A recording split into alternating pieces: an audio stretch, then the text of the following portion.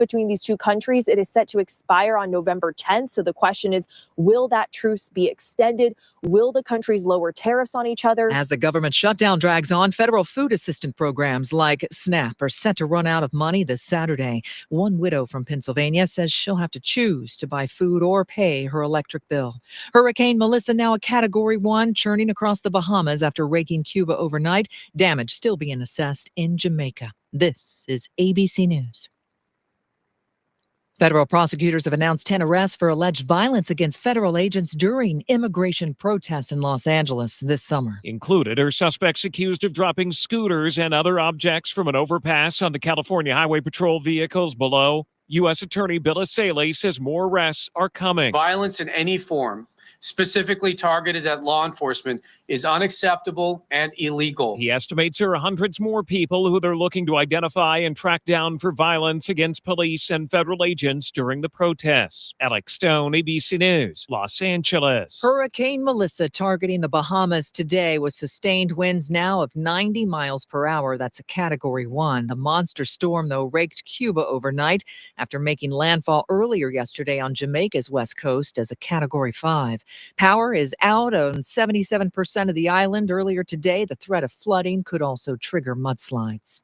I'm Michelle Franzen, ABC News.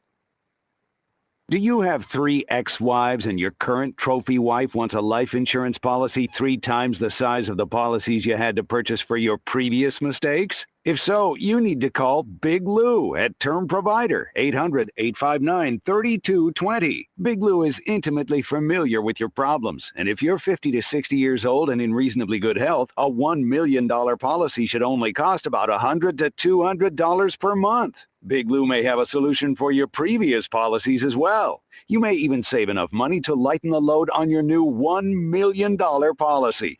Remember, call Big Lou. He's like you, except he's only on number 2. Call Term Provider at 800-859-3220. That's 800-859-3220 for $1 million in term life insurance that you can live with. Call Big Lou at 800-859-3220. 800-859-3220. The views and opinions of the following show do not reflect those of WSMN, its owners, and/or associates. Welcome to the Common Sense Conservatives, a political discussion group about current events and other government-related matters every Wednesday evening from 7 to 8 p.m. Right here on WSMN 1590 AM, WSMN 95.3 FM, and streaming live on wsmn.live. Making sense of the inverted reality we are subject to every day, the Common Sense Conservatives are here to help bring you back to reality. Now, your hosts, Chris Wyatt, Todd McKinley, and John Gorvin. Hey, folks, welcome back. It's John and Chris. It looks like Todd is tied up somewhere doing something rather important. What's the word tonight, John? How you doing up there in New Hampshire? I'm not sure if it's your lead or my lead tonight. I guess we'll figure it out. I have no idea whose lead it is tonight. The last time it was just you and I. We just kind of split the lead, and I guess that's what we're doing tonight. No big deal. We always get through it one way or another. We don't care who leads, right? Well, that's true. I mean, it's we don't get paid more if we lead. No, we don't. It all pays the same. Next to nothing. Exactly. Well, zilch. No. But that's okay. We don't mind. We do it for the fun of it and hope that other people enjoy what it is we do. All right. Well, cool. Let's talk about my favorite topic. The man who just keeps winning. He just can't stop winning. He ended another war. And now he's gone to Asia. He got a trade agreement with Vietnam and Malaysia and Thailand and Singapore. And then he goes to Japan. He gets their highest award. And the prime minister wants to nominate him for a Nobel Peace Prize. He gets a trade deal for $550 billion. Then he goes to South Korea. He gets another trade deal for $350 billion. And he lowers the tariffs for South Korea down to 15%, and for the U.S. imports, it matches at 15%. Now, that's fair trade. Trump just wins everywhere he goes, man. Yeah, a lot of people don't understand the tariffs. The tariffs are a good thing, the way Trump is using them, and we're bringing Todd in now. Hey, Todd, welcome back. No, it's quite all right. No more talking trash about Todd, Chris. Well, no, it was only, let's see, we've been on for 4 minutes. I only talked trash for 3, so that doesn't count. Right. Yeah. It's only 3/4 of the first 4 minutes. But seriously, he just keeps winning and winning and winning. I mean, it's been not even 10 months, and we're looking at this. Well, I guess it's 10 months or not. It's not, whatever. It's a short period of time. And just one thing, but I'll tell you 10 months. Yeah, now I tell you the secret to the success, I think, and I said it when he started this, because they were just buffeted. They spent 4 years building a playbook for this. This is like the Indianapolis Colts come out and they run the whole first quarter without even calling a play. Everybody knows what the play is going to be. Every day, execute this. Next day, execute this. They did so many things. They pushed the leftists so far, confused them so much. They had to marshal the resources of how many court cases they're going to try. And eventually now they're just giving up on these things. Even Bill Gates admits that global warming isn't an issue anymore. The world is changing. That's influence, man. Yeah. If the global warming was such a problem, you wouldn't just roll over and be like, it's okay now. Come on now, Bill Gates. Come exactly. on. It's because we see this though. The people, businesses, and people tend to roll whatever the president's his agenda. They try to fit into it somehow, don't they? Eventually, I mean, Trump had to be a strong advocate for this to happen. But when Biden come in, everybody was all over his agenda. Now Trump come in. It took him 10 months, but now they're falling in line.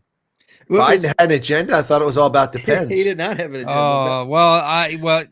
He had Obama's people agenda. around him had some sort of an agenda for sure. Yeah, that's the answer right there. No, but Trump is just knocking it out of the park everywhere he goes. I mean, he's even been trolling the left about running for a third term, which is unconstitutional. Right. And you see what he said the other day. They took him seriously. Even the Washington Times, a conservative outlet, ran that he was going to run. Silly.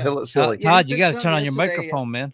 He said something yesterday about, I can hear him, that he's not authorized to run for another term. But basically, he just let out the cat out of the bag that he's trolling. Basically, he's like, I don't have the authority to run for another term. That's what he said. Yeah, I John, did have my headset turned down a little bit, but he was falling underneath you as far as he's good. It was going out over the air because I listened in on the air. Yeah, no, he did say that. That's what's so funny about it. I mean, these people, because it fulfills their wildest, bizarrest fantasies. Remember, right? They wanted. So isn't this ironic? I should have sent you guys this image. I don't know if I did, or maybe I did.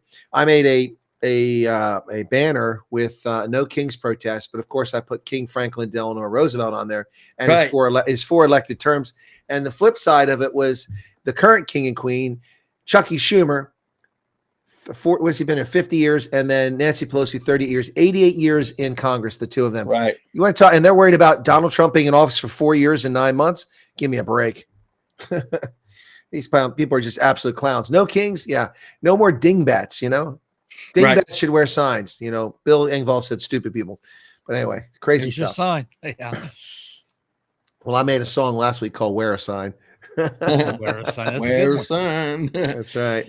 But you got Bernie Sanders, you got AOC, and Mom Dottie all running around New York City, out there campaigning for him. And I'm like, these are some of the most dangerous people in our country. I know they're not the most dangerous, but these are people that are have a lot of power, a lot of influence. Anything that they say, people believe it. People buy into it. So they are really dangerous people. Maybe not physically themselves, but what they say and what they do, and who follows them, it makes them dangerous. Is there something to the name Bernie? I mean, when I think about Bernie, I think of Bernie Sanders. Yeah, Bernie Madoff, Bernie Kosar, and Weekend at Bernie's. Yeah, I was gonna say Bernie Kosar. Yeah, I was about to say Bernie Sanders, but I'm like, wait a minute, Barry Sanders, not Bernie. Anyway, sorry, the running back, Barry Sanders, not Bernie. I'm just messing around with it, having fun with it. Yeah. Anyway, no, but look. I mean, Trump is kicking it out of the park, man. He's just absolutely knocking it out. He goes in aircraft carrier, gets a hero's welcome from the troops. The troops that aren't being paid. The troops that are deployed are not being paid, and they gave him a hero's welcome. The left can try to make up all they want about Donald Trump, but it's falling on deaf ears. The world is listening. Heads of state all over the world are lining up to praise Donald Trump for his efforts and get on board with America, despite the fact that we did reciprocal tariffs. And people are like, okay, we got to work our way through it. We got to negotiate with the Americans. We got to quit cheating them. Yeah, I love it. And I was listening to talk radio today, doing some business and some errands. And I heard, that one of the lefties talk about, we got soldiers, we got the law enforcement, we got all these people working without pay. And I'm thinking to myself, I've worked during government shutdowns, and I've worked going without pay for a number of times. You get the back pay. You know you're going to get paid. Yeah, but the issue is not that. The issue is now we're going to hit an actual payday, and people have mortgages, they've got credit card payments, they've got I understand that. car Yeah, payments. I get that. So I mean, that's where they get it. But you're right. Well, Congress doesn't work without pay, but we've worked without pay many times. Absolutely. Many times. I don't see what the problem is. I'm a truck driver, man. It's like we've been working without pay forever and a day, man. It's business as usual for us. Well, yeah, that makes it tough to pay for that gasoline, that diesel for the truck if you're not getting paid. But I'm sure you got to get paid eventually. Well, no, the company pays for that, but truck drivers in general just they're just not paid very well. That's all I'm saying. Oh, well, being underpaid is a different story than not being paid. It's like not being paid. Okay, you're trying to embellish. Okay, gotcha. I'm embellishing a little bit. It was meant to be kind of somewhat humorous, but you missed it. Never mind. No, I didn't miss it. I thought it was humorous, but I just want to make sure we were going there. No, I'm but sorry, Trump I'm not good at humor. I'm really not. It's okay. Neither is Nancy Pelosi. Oh, well, I got something in common with her then. That's true. You probably hate her nephew too. She hates him as well. Gavin Newsom. Gavin, yeah, that guy thinks he's gonna be the next president of the United States. He's dangerous guy for sure. Yeah, he's definitely that. That's for sure. It just amazes me. They just keep trying to pull this crap. Everything, this whole thing, what's going on now with the Democrats, Todd, and they're trying to lay this millstone around Donald Trump's neck. And Trump is preventing health care for millions of people. No, he's not. No. Do we all remember what was the phrase? Vote for the bill. Just vote for it. Then you can read the bill. Who said that? Nancy Pelosi. Nancy Pelosi. 15 years ago when this was passed. And what did they put in that bill? A sunset clause of 30 September 2025. And here it is. They are the ones denying people health care. They're the ones that perverted the insurance market. Right. They're the ones who hid the true cost of health care for 20 million Americans. And now they're no longer getting a free ride. They realize how bad it is because now they have to pay like the rest of the folks.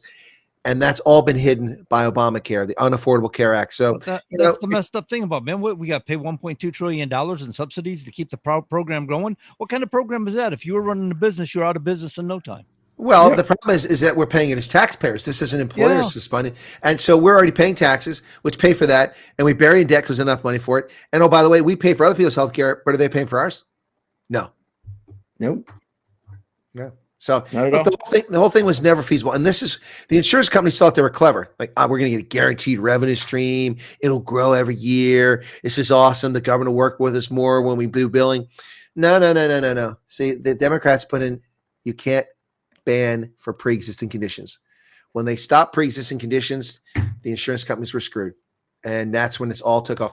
People forget that when this Unaffordable Care Act went into effect, 20 million working Americans were pushed off of healthcare because their employers couldn't afford the new premiums. 20 million lost their health insurance. 10 million illegals were given healthcare, and 20 million Americans were removed from healthcare. And they had to go on to this subsidy program now. Many of them hardworking Americans who previously got their insurance through their employer because it was affordable. But now it's not affordable because what the Democrats did. And a lot of Americans just don't get it because they don't pay attention. But I was there. You guys were there. We saw this movie. We saw it unfold. And many of us said it was a disaster at the time. Of course, none of us were on the radio at the time. But we're sure we told our friends and neighbors and tried to convince the idiots. We're lighting it up. Well, yeah, that was early days of social media. And so, Twitter was the realm of horrible leftists. So I pretty much stayed off it. I remember doctors telling me, oh, yeah, it's not perfect, but we have to start somewhere. It's like you just released a plan that's not perfect. That's not adequate. And you're telling me that's okay? Like, well, you guys are nuts. I will start with the place I would have started, tort reform. Maximum payouts for medical malpractice. That's where you start. You fix tort reform. Then from there you go and you subsidize medical school for people who are qualified. Oh, yeah. Right. That's right. As a small government guy, I'm all into subsidizing medical tuition for valid medical students who qualify for it. Right. But there's a payback. They have to pay us back. And I'm not talking about the money. It could be that. I'm talking about serving. So if you go and you become a specialist and you become a plastic surgeon, well, then you have to give so much time, so many years, so many weeks per year to doing reconstructive surgery for accident victims and things like that. Or maybe part of our foreign policy, we need somebody to go abroad that's an AIDS doctor, goes over to Africa or Thailand and helps people with HIV in the interest of our national security, our national policy. But yeah, that's how you start. You don't jerry rig and corrupt the insurance market and the payer. Most people don't pay for the healthcare at all out of their pocket. It's the poor people. Poor and poor bastards that actually pay out of their pocket to see what it costs. Most people have a copay or they pay nothing. and especially if it's Medicaid or Medicare or some program that's subsidized, then people don't see it. But those of us who work for ourselves know what that stuff costs. We pay 18% of our income to Social Security, Medicare. It's a lot of money. Yep. Oh, absolutely. For sure. Kind of violates free market, doesn't it? I mean, if the government isn't controlling it and manipulating it. Well, there's no such thing as a free market in America. I mean, our central bank pretends to be independent, but they tend to do things in favor of certain presidents and not in favor of other presidents. And they pretend to be in favor of the public, but they aren't always. That's one aspect of it. The other aspect of it is we subsidize sugar beets. We subsidize oil in this country. Not oil. Excuse me.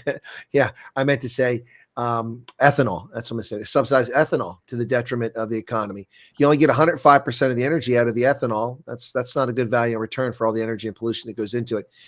Yeah. So, I mean, it's not a free market. The government intrudes everywhere. The government nearly collapsed the entire housing market because they cornered the market with Fannie Mae and Freddie Mac by buying mortgage-backed, collateral-backed mortgage securities, packaging mortgages, putting them together, and then reselling in the marketplace or holding on to them and getting the dividends paying out from that. Fannie Mae and Freddie Mac, a small portion of Americans actually qualify for a loan sponsored by them. Only a handful of people, small percentage of people. Most people don't qualify for it. But in the end, when the subprime mortgage crisis hit, 2 out of 3, every 3, 67% of all mortgages, home loan mortgages, were in the hands of Fannie Mae and Freddie Mac. Because they had a congressional responsibility, a congressional mandate, and a congressional charter to execute that mandate, but they were allowed to become publicly traded companies, and therefore they had to respond to shareholders and have growth. The only way to get growth in that place, because they were so big, was to do the collateral-backed mortgage securities and make money off the interest and selling those loans to other people and buying loans up. And they wound up controlling 2/3 of the housing market without anybody even realizing it. And they put us in jeopardy because less than 5% of subprime loans, which is less than 5% of all loans, so a fraction, maybe 1% plus of all loans, were actually in jeopardy of being defaulted. They didn't even all default, just in jeopardy during the subprime crisis of 2008. But because Fannie Mae and Freddie Mac held most of that worthless paper, the entire system was put at risk. And here's the bad part. Fannie Mae and Freddie Mac, whenever they went into the credit markets to borrow money as a corporation, because that's what banks do, they borrow money from other banks. And they get preferred lending or they got preferred rates. They always got a quarter to a half a basis point lower than Countrywide, than Washington Mutual, companies that don't exist anymore, than Bank of America. Any formal banking company that went in, even if they were fantastic, had a great balance sheet, paid more. Why? Because the full faith and credit of the United States backed Fannie Mae and Freddie Mac. People knew that they were gold standard. They wouldn't go under. They would survive. And we bailed them out, and we proved that to be the case. And so that's a perversion of the free market. That is not a free market. And the housing market is such a huge segment because of construction, because of loans, because of transportation, because of materials. All of that comes into play. And by corrupting that marketplace, they've tainted the entire U.S. economy. And most people don't even think about this for a second, but think about it. Also, the housing sector is one of the biggest employers of illegal aliens, many of whom are unqualified electricians, plumbers, masons, and carpenters, yet they build our homes. Think about that. Yep. Very, very true. 100% what you said. I agree with it. So you drinking one of those real Cokes from Mexico with the... Oh, yeah. Mi amigo. It's a Coca-Cola hecho Mexico. Yeah, mi amigo. That's right. That's made in Mexico. That's the good stuff, man. That's the high test. None of that low, what am I looking for? Low lead. This is the high test. Right, yeah. That's high test. Low lead. Yeah, for the listeners out there, the Colonel occasionally he'll mute his mic and he'll take a big swig like he's Santa Claus on a Coca-Cola commercial. So I actually hadn't thought about that, but yeah, that could be it. Right? The problem is there's no elves here. I need some help. Where are the elves? I think you were trying to say high octane, weren't you? Yeah, high octane, baby. No, high test. That's what we used to call it back in the day. It was, it was the high octane. Test, right? Exactly. The higher octane was called high test. That's back when we went to filling stations, man. Yeah. You had a guy that would come out, Yeah, exactly. Goober. You had the airline come out. You had the airline with the bolt at the end of it that rang the bell every time you ran it over. That's right. Yeah, ding ding. Right. Yeah, that's the real world, not this stuff of today. Now I got a discount club that builds a brand new discount club, and they make the gasoline station so small that nobody can get out. I experienced that the other day. And there's only like one little exit, and they only put 20, 15 feet after the pumps. And like 4 cars were all trying to get out, and nobody knew what the right of way was. So I wasn't moving yet, so I was still filling it. But I'm like, I hope they get out of there. Yeah, no, it's a different world now. It's a different world. That's for darn sure. But that's the old days. You can still go to New Jersey and you can't pump your gas there. Right. For now. Right. Yeah. It's funny driving through there, going to New York years ago. And I get to the gas station, I get out and I'm like about to pump and they're like, no, there's a guy. I'm like, oh, no way. That's cool. That's a throwback for me from the way back days. People don't realize it can be, if you don't know what you're doing, you can't, it doesn't commonly happen, but you can set yourself on fire. Your cell phone in the hand. All it takes is a little spark and you got not gas. supposed to be using a cell phone at a gasoline station. Well, you also can get static discharge. Well, what about my if you get back in the cigarettes? car with 12 seats and you get out, you can get What about my static. cigarettes? Now, Not come on, now. yeah, cigarettes. You're smoking while you're filling up. No, that's why I always touch the body of the car before I grab the pump handle. I ground myself. Electricity, yeah. Good Mhm. move. It can be. That's why they have that law in New Jersey. Yep. Oh no, they did it to create jobs, and it didn't do That's that. employment. Yeah, that's an employment thing. Yeah, it's not Okay. about safety, I don't think. Okay. Yeah, they don't care about your safety. I mean, this is No. New Jersey. Have you Oh, ever drank the God, water? it's the United Have States you ever- of America. Have you ever drank the water there? I must have. I've been to New Jersey more times than I can count. Jersey. I tell you, every time I go to Jersey, I make sure I got plenty of gas before I leave Maryland. I leave Pennsylvania. There's no way I'm going to Jersey getting gas. I went to Costco and the guy wouldn't let me pump gas. I'm like, what the heck? I forgot about their law. Did you ever notice when you pay a toll, you're always paying a toll going out of New Jersey? I mean, they should pay me for taking time and spending it in New Jersey. Yeah, but they're paying you to get out. It's almost like paying to get out of jail. I mean, I've actually stayed in hotels in New Jersey. I've stayed overnight there. I won't admit that in good company, but I have. Right? Apparently, we're not good company, Todd. Either of the listeners. No, right. Last time I stayed in Jersey was Cherry Hill, and this was 2 decades ago, and that was like just for like 1 week. So that in and out. But basically, I'd spent some time in Philly doing some work for it was advanced work with the vice president, and of course, he had a visit to Cherry Hill. As soon as that was over, I got the heck out of there. Well, I stayed in New Jersey when I worked at the National Security Agency. I went up to the AT&T National or their Global Operations Center. Wow. The whole entire world, their entire network. It was a really cool thing to see. And we had things similar to that without elaborating at National Security Agency. Sure. So it was pretty cool. And then that's up in Bedminster. That's where Trump's got his golf course, if I'm not mistaken. Right. Yeah. Yeah. And then I've also stayed there to go watch the U.S. rugby team play Ireland, overnighted in where Spartacus from. He's from what's the town? That was Not Yeah, he's from shoot, not Trenton. Newark. Is it Newark? Newark. Yeah, he's from Newark. Yes. He's from Newark. Yeah. So where Spartacus is from. I stayed overnight there for a rugby game. I've stayed overnight a couple other times there too. But no, Jersey's all right. We give it a hard time, but South New Jersey's gorgeous. It's absolutely beautiful down there. You go east of the I-95. It gets quite lovely down there. But anyway, it's another state that will imprison you for having a firearm in violation of the Constitution. So, Yeah. Well, I should tell you a story. This was many years ago. My dad was working in New Jersey when I was a kid, and he had a little 38 revolver, five shot snub nose, and he'd clip it on the bottom of his seat. And of course, back in 1980, you had springs in your seats, and he just clipped it on there. And he got pulled over by a state trooper, out of state tags, Tennessee. He went and looked everywhere at that car. He thought something might be hit. He looked under the seat, leans up, looks back down, and then looks back up, and he goes, "All right, you're free to go." And he's like, I know he had to see it. Oh, he did, and he could have arrested you in New Jersey. Right. That's a felony. So let him go. Wow. I don't know if it's a felony back then, but it is now because we know the case of the woman from Pennsylvania who'd been raped. He lived in Philadelphia. And, if you've been down around there where you cross from Philadelphia, you got to be very careful because you make the wrong turn, you wind up looping around and going across that darn bridge into New Jersey, which is a toll bridge coming back. But when you get on the other side, you get off the first exit, you're in New Jersey, you turn around. And that's what happened to her. She missed the turn. So she had been raped like twice. Right. And her brother said, get a gun. Get a gun. You could be killed. So she went and she got a licensed firearm. She went to the range. She practiced it. She had her permit. It was authorized. It was in the car. And she missed that turn. She went, and I've almost missed that turn. So I know, and I've also done intentionally, gone across.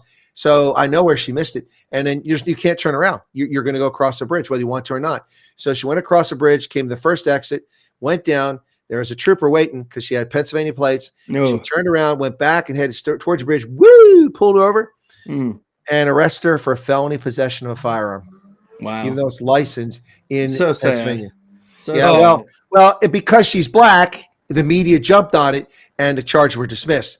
But they put a white guy from Georgia whose mother lived in New Jersey during the Bush administration in prison for like 7 years for felony conviction or possession of a firearm. He was from New Jersey, moved to Georgia, was married, estranged with his wife, was getting divorced. His mother knew he was coming up. He left, came up on 95. She hadn't heard from him. I don't know why his phone was dead or no cell coverage. She called the cops for a welfare check on him. So all they were supposed to do was find him. The troopers found him on the Jersey Turnpike before he got to her house, pulled him over, and that was all it was supposed to be. But they decided to do a search, and he had a lawful licensed firearm in the back, in the trunk, in a lockbox, like it's supposed to be. And he got a 7-year, if I recall correctly, 7-year felony conviction and spent years as a felon in prison in New Jersey for a Second Amendment right. This country is screwed. Right. Yeah. Yeah. And here's the thing, when it comes to something like that violates the U.S. Constitution, the president should be able to, render a pardon, even if it's a state conviction. I was just going to say that's a problem. It's a state conviction. So, yeah. But the governor should have had clemency, but they don't. They're just evil in New Jersey. So, yeah, it should have never been prosecuted. Well, they're not. They don't follow laws. There's supposed to be a law, a federal law saying you have a right to transport your firearm. So if you want a firearm here in New Hampshire and say I'm going to go to Florida, the Florida's reciprocal in laws, whatever, I can legally have it in possession in Florida. I have a right to transport it in my vehicle between here and Florida. Well, you try that. You try that in Maryland or New Jersey, you'll get arrested. They don't care about the laws. They disregard. Nullify. They nullify the law. And they're not. Well, that's a concept of nullification, which isn't legitimate in this case. Mm-hmm. Yeah, I agree with you.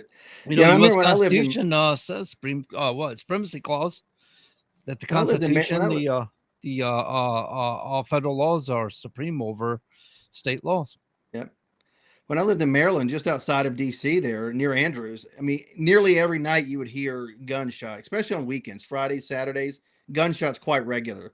Prince George County, PG County police always blue lights going somewhere to responding to gunfire. Yeah, no doubt about it. Well, that's like music. I was in the UK, and in one town I was in, it's like every 5 minutes a siren's going off. Like, my goodness, how dangerous is it around here? Yeah, it's funny. There was a guy in the parking lot, and he's like, as a police officer, and he lived there, but they paid him to sit out there and off duty on occasion, just kind of patrol the parking lot. And he's like, "Hey, why do you live here?" And I'm like, and I told him why and where I worked at and everything. I said, it's convenient to get in and out of work. I'm learning the city, so it's going to be easy to live here for a year, whatever. Mm-hmm. And he's like, yeah, as soon as that year's up, he said, I suggest you get the heck out of here. He's a PG County police officer in uniform. He's like, and he's a black guy too. He's like, you don't belong over here. Joking with me. He's like, you don't belong over here. Well, I had a conversation with a veteran today at a Starbucks. I stopped coming back from judge training down at the county seat. And I guess on my Starbucks app, it's a military card, the one I use, and I forgot that it was that. And so she asked me which branch we're in. So we got in a conversation while she was ringing up the drink, and we were talking about things because she still has Ohio license plates on her car. And I said, yeah, I've been pulled over many times while driving while in the military. People always talk about driving while black. Try driving while in the military. You're always in a state and you don't have the license plate. You drive around the city a couple times and people see the car repeatedly. They pull you over. You get pulled over all the time for having out-of-state plates and get harassed. So anyway, yeah. So she said, yep, because she's security force in the security patrol in the Air Force, and she's like, yep, you're right. It's driving while in the military. Oh yeah, I got pulled over in D.C. one time, just going around the block. Concentric circles near the White House, just trying to get a spot to park because the Ellipse was having some construction or whatever. Got pulled over for that. They're like, "Oh, we've seen you here a couple times." I'm like, "I'm trying to park a vehicle, for crying out loud. Why are you pulling me over?" Yeah, I think they're overly sensitive in DC. They pulled me over. I was just doing donuts in front of the Capitol building. I don't know what the problem was. No big deal. Yeah. Hey now. You're doing it left. Can you do it to the right? Leaning on bad jokes. You got to bring donuts if you're going to do donuts. Oh man. Oh my goodness. I did get pulled over one time, and this is when I lived in Crystal City, just across the way near the Pentagon. I'd left the Ellipse, and of course I left an event. Yeah, I did have like one or two beers, but I know I wasn't drunk or anything. I'm trying to pull in front of this taxi to make this right-hander near the Jefferson Memorial, and he's just being kind of a jackass. So I goose it and get in front of him and go on. Get pulled over by a white minivan, Secret Service Uniform Division. He goes, "Hey, where are you going?" And I was like, "Well, I told him where I was going, and I told him where I worked at, and I showed him my IDs and everything. And I was like, I'm not trying to get out of it, but just letting you know where I work at, and he's like, well, where are you going?" I told him where I was going, And he's like, "Can you make it? No problem." He's like, "You're not going to come back tonight, right?" I said, "Not coming back. I can make it home." He said, "All right, if I see you back over here, I'm going to arrest you." I said, "Not a problem." And I got out of there. Which I don't think I was drunk, but he said, "Well, because you said you had a couple beers and you sped in front of the taxi, I have the rights to actually pull you over and arrest you if I suspect that you're drunk." He's like, "I don't think that you're too intoxicated, so I'm not going to do his field sobriety. I'm going to let you go." You're not too intoxicated. I think. Right. He said, "I don't think you." He said, "I don't think you're to that level." Okay, all right, that's a better phrase. Level.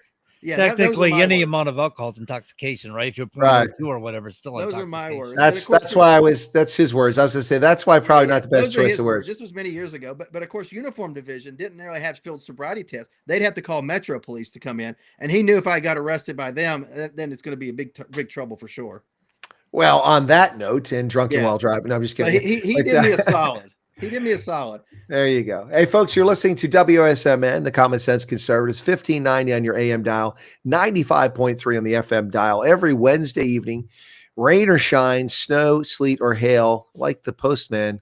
Actually, better than the postman. We're here. Yeah. Actually, that's not true. We missed a couple shows, so we'll have to tell the truth there. But we're here every Wednesday night, 7 to 9 p.m., talking about issues of importance. Local, national, geostrategic politics, and events that affect your lives around the world. We do have a global audience, even though we're based out of Nashua, New Hampshire. That's where John Grosvenor is sitting in the studio right now. And my other colleague there, Todd McKinley, is in East Tennessee. I'm in Central Pennsylvania, and we appreciate you joining us once again this evening for a conversation. Guys, let me turn direction to, guys, I mean, Todd, I'm all into her. I lust after, every Republican wants to date her. Alexandria Ocasio-Cortez. She screamed like a banshee this week and named every identity politics group you could possibly think of: gays, lesbians, two-eared elves, and she was just, it was crazy, and this group and that group, and the Irish. She even threw the Irish in there, she's like screaming like a lunatic. But then a couple of days later, she did a tweet in which she attacked Riley Gaines again. Oh, I mean, wow. she said, if you would have spent more time focusing on swimming, you would have done better in 5th place. Ow. She's like a 12-time All-American or something like that. I mean, Riley Gaines she's a scholar athlete. Now she's got like probably the most important job of her life. She's a mom. How about Alexandria Cortez, go back to mixing drinks a little bit better? That might be a good use of her time. Yeah, what a piece of crap. One of the greatest female swimmers in the world, for crying out loud. And, sadly had to compete against trans men for sure. But still better than most men out there for sure. Actually, I must correct you. It's a trans woman. It's a biological male. Yeah. You see, I don't care enough to get it right. Trans men have babies. I'm with Todd. I can't keep track. I'm just I don't care enough to keep it straight. Yeah, right. I am going to protest the two of you. You're canceled. You're canceled. I've been there. Got the T-shirt. Yeah, it's been canceled before. Anyway, it's so Riley Gaines is an amazing person. And here's the thing about Riley that people forget. Before she got married, she's single. She's a college student. She stood up with courage in the face of the woke tide. It was a tsunami of wokeism coming down the pike. Most people sat back and said, we were talking about it. We were challenging it. But most people just sat back and I don't want to be called a bigot. I don't want to be called this. I don't want to call that. I don't want to be accused of saying people with this are mentally ill, even though the American Psychology Association said they were until about 10 years ago. I don't want to be accused of that. So most people just sat back and just let it all ride. Next thing you know, we got the nonsense happening in girls' bathrooms in high schools, which we've seen in Virginia and elsewhere, which helped get Glenn Youngkin elected. But Riley Gaines stood against the wind. She was like facing Hurricane Melissa in Jamaica. That's what she was, all by herself, leaning to that 195 mile an hour. Man, that was crazy. 195 mile an hour gust, or not gust, but sustained winds. She did that when it wasn't cool or popular. Now the tides have changed. The tides have shifted. Now look, folks, if you are transgender or someone is transgender, we're not attacking transgender people. Not truly transgender. We have respect and empathy for people that go through that. We're talking about the woke political narrative and objective. It was meant to pervert and twist the minds of prepubescent and pubescent kids going through puberty when they're pubescent, who are going with surgical hormones, boys and girls, and going through a difficult time in their life. We all went through that. Just because you feel out of place doesn't mean you're a different gender or sex than someone who's talking in your ear is telling you. So that's what we're talking about. But she stood up when no one else would stand up, and that was brave. Now, to be fair, she's famous now, but I mean, she could have been a footnote in history. I mean, what's the Miller Lite girl? The transgender, right? Yeah, what's his name? Dylan Mulvaney. Dylan Mulvaney. There you go. Yeah. You guys remember his name? I'm kind of curious. Well, there's a comedian named Mulaney, so I kind of remember it that way. Mulvaney. You made an association. Yeah. John Mulaney. So you didn't put up like a poster of this guy or anything, right? It wasn't like you did. On your wall. I see it on the wall. Hey, John, how's that Bud Light, man? I don't know. I don't drink Bud Light, even when I drink Budweiser. I remember when I had my first beer. Oh gosh, it was Rolling Rock.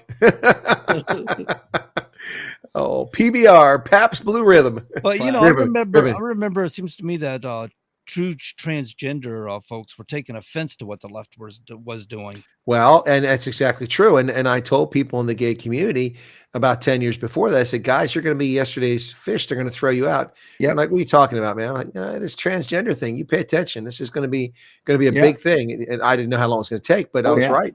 I was 10 years ahead. Yep. Yeah. Several years ago, I was talking to a log cabin Republican at CPAC, and we were talking about that, and he said it's not going to just be trans; it's going to be the child molesters, the pedos. They're going to come in try to co-opt the movement. They've been trying to do that for a long time with Gamble and things like that. But and I mean, so that's been coming for a long time. But I saw this as a political movement, and sure enough, and they try to depict people as bigots because they are unwilling to suspend reality. Yeah, and that's just tough. That's tough. Anyway, but I mean, the conversation we're having now, if we'd have done this on YouTube, the channel would be gone, a few years ago, because they were censoring people's content. They call people on the conservative side anti-science. Yet we're the ones that believe in science. We're the ones that look at ice cores. We're the ones that know that the temperature was lower 1,000 years ago. We had a mini ice age. We're the ones that know that the amount of carbon dioxide in the air is even remotely approaching what it was during the Jurassic period when the entire planet was heavily vegetated. We're the ones that believe in science. We're the ones that believe science will lead us out of trouble. We reduce emissions. We get rid of acid rain. We improve, mileage in vehicles. We're the ones who believe that. It's the left that doesn't believe life begins at conception. That's science, right? That's science. A sperm, an egg, meat, boom, and cells divide, and life is formed. Right. And then the left says trust the science. There you go. You just explained it. Done. Let's trust it. Move on. Exactly. So it's the left that doesn't believe in that. Yep. So anyway, just once again, I just want to make that clear because some people get emotional about these issues, and understandably so. We're not maligning anyone who's truly transgender or someone that thinks they might be, that's going through that. But if someone's talking in your ear, you should be suspicious. Yep. Absolutely. Yeah. Especially in insisting that you believe their way. And if you have a question and they want to attack you or slight you or defriend you, whatever. Yeah. Then I would definitely not follow their agenda. They don't know what they're talking about. They want to force you to try to follow. How about you let me investigate? Let me come to my own conclusion. Factual people do that. I like the old days when we see people like Hillary Clinton talking against homosexual people. Oh yeah, and all of a sudden, back when she ran for president in 2016, right? Yeah, all of a sudden now she's, I'm for it. I always have been. It's like, there's recorded footage of you. It's right. Like, come on, give me a break. Did you guys see the Times of London was duped by a Bill de Blasio lookalike? Really? No, I didn't see that. Yeah, so this Bill de Blasio lookalike said all these bad things about Zoran Mamdani, as if it's hard to find anything bad to say about him. And de Blasio came out with double-barreled. I didn't know what happened to Wilhelm. He just disappeared. But Bill de Blasio came out on an X and he said, I want to be 100% clear. The story in the Times of London is entirely false and fabricated. That would be redundant. Oh, no, not really. They're both okay. It was just brought to my attention. I'm appalled. I never spoke to that reporter. I never said those things. Those quotes aren't mine. They don't reflect my views. Oh, he supports Zoran Mamdani. Good to see that the city that was attacked by fanatical, racist Muslims is now the city embracing a son of a fanatical Islamist from Uganda / South Africa. Yeah, good to see that the city's completely turned around now. And we've handed it over to someone who actually endorses Hamas, endorses what happened on 9/11. Pretty scary stuff. Yeah, and what happened to all Yeah. the people that run around talking about never forget, that were so united, let's never forget 9/11. All of a sudden you're basically, it's like electing one of the terrorists who hijacked one of the aircraft, who maybe he survived somehow, he climbed down the World Trade Center, now he's running for mayor. It'd be like electing one of those guys, in my opinion. Sorry. Well, I mean, this is the same crowd that had, Ukrainian American lapel pins on Yeah. until they got tired of carrying them, but the war's still going on. Now they've all melted into the woodwork. It's just people that don't think for themselves Yeah. and don't get it. It's just people. I remember I came back from Tunisia after 9/11, and that's when I haven't been to the States for years because I've been overseas. I came back and everyone was thanking me for my service. And I'm like, okay, thanks. I've never experienced this before. After 18 years in the Army, suddenly people were walking up in the street and thanking me for being in the Army. It was kind of weird. A lot of those people meant well, but I guarantee that most of those people, it wasn't a core part of who they were. It was just because that's what was being done at the time. That's what's expected. Now here in Pennsylvania, you get it all the time. People are very, very patriotic in Pennsylvania, at least in the middle part. I can't speak for Philadelphia and Pittsburgh, but in the middle part, they're very patriotic and people thank you all the time, but that's genuine. I mean, genuine from a standpoint, some of them might be younger, not know why they do it, and understand the true meaning of it, but they do it because they genuinely mean it. Whereas back then, people just did it because it was rah, rah. Look, the Cowboys are number one. I'm a Cowboys fan. Oh, the Ravens are number one. I'm a Ravens fan. Yeah. Anyway. The bandwagon effect. Oh, yeah. Exactly. It gets on the bandwagon, It's funny that back whenever I was a much younger guy, you go to the bars or whatever. Right after the Super Bowl, you come in the next week, see who's wearing those jerseys and that hat and everything. It's like, wait a minute. Last week, like you said, you were the Raiders fan. Now you're the Patriots fan because they won the Super Bowl. Come on now, pick a team, pick a lane. Well, it's interesting because with sports, I've always been a one team. I never changed. I've been an Orioles fan since I was 5. Which is my favorite number, and it was Brooks Robinson's number, and so it worked out pretty well. And I was a Colts fan since 1975. I was a little bit older, but it's when I finally got to watch my first Colts game. I was actually living in Pennsylvania at the time, and stuck with the Colts, even though I don't watch the NFL anymore. In the NBA, I was a kid. I was a Bullets fan, but then they became, the Capitals. But I didn't really follow the NBA until Jordan came in the league. I mean, I found a little bit of Bird and Magic, but it wasn't my cup of tea. But when Jordan came in, because I followed him in college basketball, that's when I became a Bulls fan. But that was just while Jordan was playing. I followed him when he went to DC. But the one time I changed my hats all the time, and that's the NHL. That's the NHL. There was no hockey team around when I was a kid, and you couldn't watch hockey. So I, as a kid living in Pennsylvania briefly, I became a Flyers fan because, it was the Bobby Clark, the Broad Street Bullies.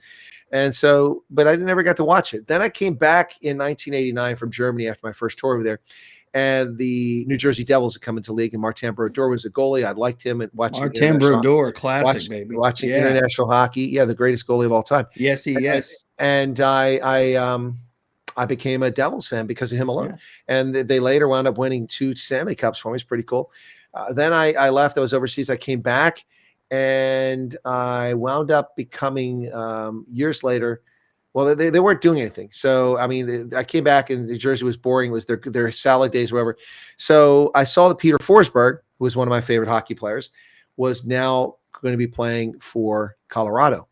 And so they were a new team. They used to be the Quebec Nordiques. And so they became the Colorado Avalanche. I love the color scheme.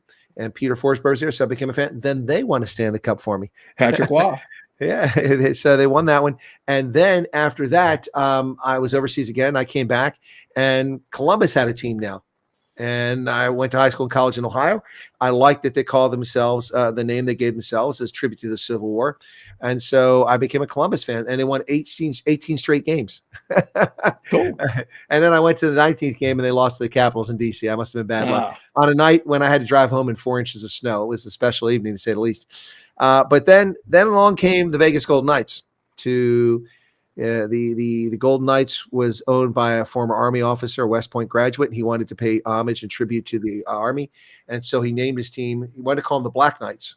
But of course, that's the academy, so he couldn't do that. So he came up with the Golden Knights because Vegas, gold and glitz, and casinos, money. And that, the Army actually sued him, the U.S. government, over the trademark for a couple of years. They finally settled it. But I became a Golden Knights. I know, it's crazy. I became a Golden Knights, even though I didn't use Black Knights. I became a Golden Knights fan the moment I found out they had a franchise. Didn't even know what players are going to get. And then I watched every single game of their first season all the way through the Stanley Cup Finals. It's just, so that's the one sport. That was a long story there, but that's the one sport where I change hats. But to this day, Vegas first, then For me, it's Columbus, Colorado, and now it's also Utah Mammoth. Utah's, huh? Yeah. They got a team in South Salt Lake, or Yeah, it's the Utah Mammoth, man. I was just there. That's where this hoodie came is that from. minor league? What is that? Is that No, that's NHL. is it? I didn't know. Last season, they had a winning Yeah, season in their inaugural season. Now they're in the second season. Yeah. Man, okay. Yeah. I couldn't remember that. Okay, wow, very cool. I don't have a jersey because I was at the store in Salt Lake. They didn't sell any jerseys. I'm like, what the heck is this? What kind of pro store is this? There's no jerseys. Probably just as well. They probably would have been $500 and everything was way overpriced. Thanks. Anyway, yep. So that's the one sport where I change. Anyway, all right. But Wilhelm was the Wilhelm lookalike duped the Times of London. Yeah, that's hilarious. I mean, what all did he say? Was he just going off on Mamdani or whatever? Or?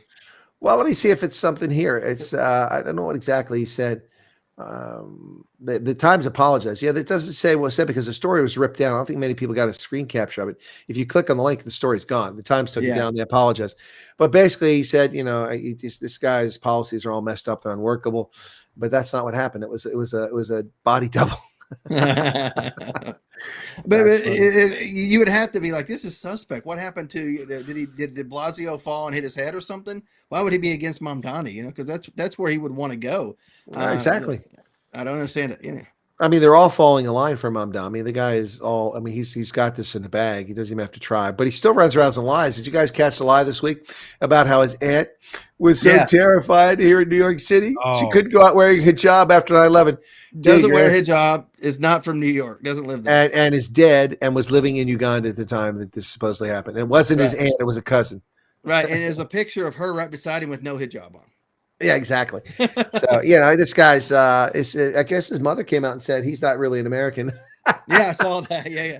And didn't she say something back in 2013? She gave an interview and like, he's more Ugandan in this than he is. He's not really American, basically. He doesn't live here as much. He doesn't have much to do with America. Whatever she said. But basically, he's not an American. Well, I've lived in Uganda. He sure as heck isn't Ugandan. And I'm not saying it from a position of bigotry. I know Indians who live in Uganda, and he ain't like them.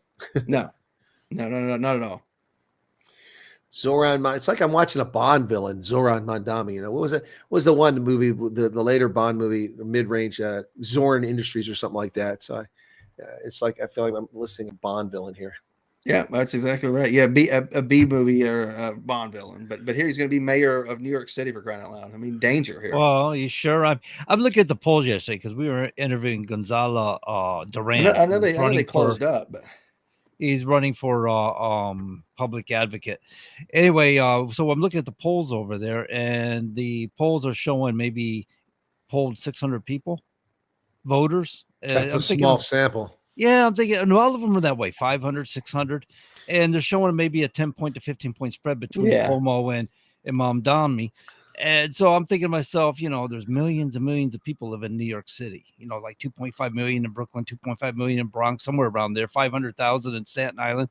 So it's, it seems to me that they weren't doing very hard in these polls, more or less like they were trying to sway people's opinion based on the polls. Well, this is not going the way I thought it would go, because I thought that what would happen here is Sleewood would get 25 to 32%. And that the other two would split the Democratic vote, and Curtis Lee would slip in as a Republican governor with a plurality, or a Republican mayor. But it doesn't look like it's going to happen. But if that's only a 15-point spread, that's not what it was a couple weeks ago. He was leading 50-something to 28. So if it's down to 15 points, that quickly, that might be something that's catchable, especially if Well, they're already starting voting, right? They got early voting starting this weekend, and ends Tuesday of next week. So we'll see what happens. Quinnipiac has them at 43-33, and Sliwa is 14%. So I don't know if he dropped out and endorsed Cuomo, bite the bullet, endorse Cuomo.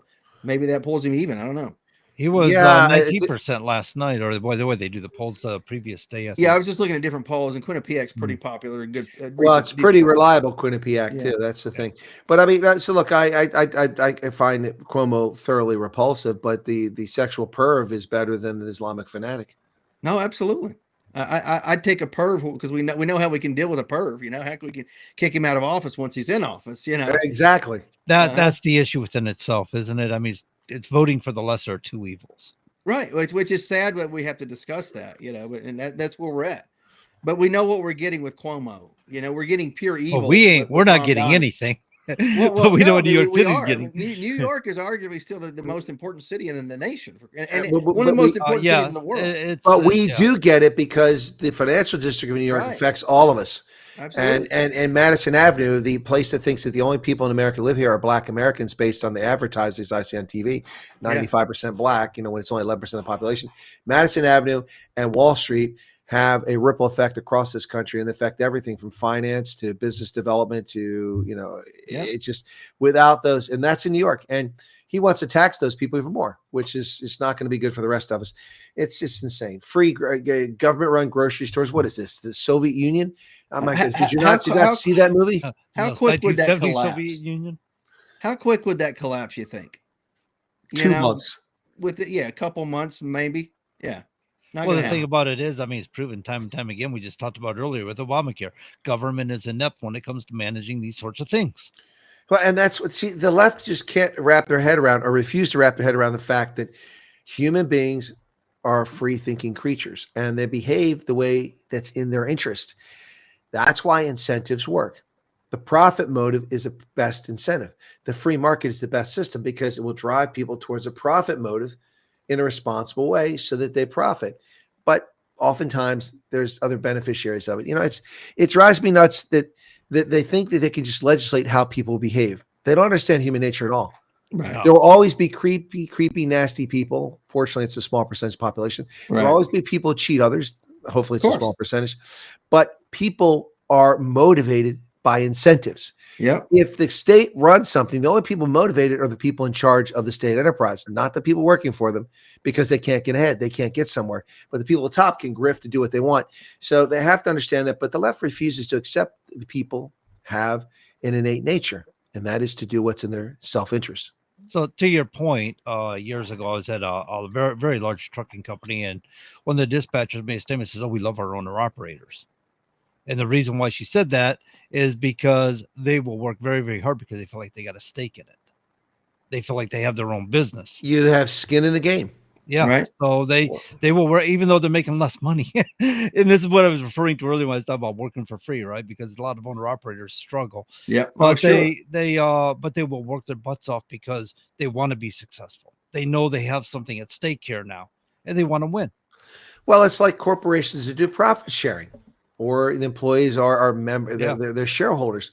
They want the company to succeed because it's in their best interest. People that simply receive a paycheck from a corporation may see that, but most won't see that, and most won't care. What do I care if this company succeeds or fails? Right. I mean, I'll get a job somewhere else. But when it's your stake, when it's your skin in the game, you put forth your best effort most of the time, and that's the key. And that's the magic of capitalism. That's why capitalism is so successful. That plus the simplicity of it. Supply, demand. Too much supply, no demand. Too much demand, very pricey supply. So, you know, it's a perfect system. You can't legislate communism. It doesn't work. No. There's no utopia out there. I mean, look, even in the places of utopia, I watched them zap all the guys in Logan's Run. So it really wasn't a utopia. Right. Right. No, it's true. And they chased them down when they said, "Hey, we don't want to be killed. We don't want to go into carousel. Leave us alone." Carousel. That's what it was. Kill you. Yeah. Are you going to carousel? Your light turns on. Yeah, you can't live past the age of 30. What a great movie. Jenny Agutter, Michael York. What a great movie, man. Yeah. Well, a couple of those people, the main actors were actually over 30 anyway while they were playing. Well, yeah. And then, of course, Peter Ustinov, when they go out and see him, he was ancient. Yeah, no, what a great movie. I mean, I saw that as a kid. I still remember vividly. And Jenny Agutter, she was hot. Yeah. And Farrah Fawcett had a cameo as a sex partner in that thing. There was no sex, but she's just like, you know, you flip through and you know, hey, you want to hook up. I was like, it's kind of like where we're at now with technology, you know, where it's just swipe this way, swipe that way, whatever. It was kind of a precursor, if you will, you know, looking at the future. I guess the only difference is it's not a hologram in front of you, but you could just, I suppose you could go on to not TikTok, but WhatsApp or something, or Telegram and do it that way. Right, absolutely. And it's funny as these movies from way back, like Stanley Kubrick's 2001. I mean, just such a great movie that was filmed before you even went to the moon, before we even had Earthrise, if you will, that picture of Earth from the moon, from space. What does it look like? I think that's probably the only thing that they really got wrong in that entire movie. I mean, just what the stuff that they projected. So this is how space travel will work, and now we're finding out, yeah, it actually works that way. Well, I've always loved science fiction. I've been fascinated with Yeah. it. As a kid, of course, you had Star Trek and Lost in Space, stuff like that. But if you think about all the things, Kirk had a communicator. Now we Yeah. all got mobile phones. You Right. know? I mean, I And- remember back in the day, it was a flip phone, basically the same thing as that they had, right? And they use a tricorder to do all kinds of medical measurements, stuff like that. Now you got the Cardia Mobile. You can check Yeah. your it's an EKG in your fingers. I mean, it's not quite the same as a tricorder, but you get the point. I mean, all Right. these. I mean, the only thing I'm a little leery is the transporter. I think I'll pass on that one. Oh, the Right. But well, here's the debate: is it still you, or is it a different you at that point?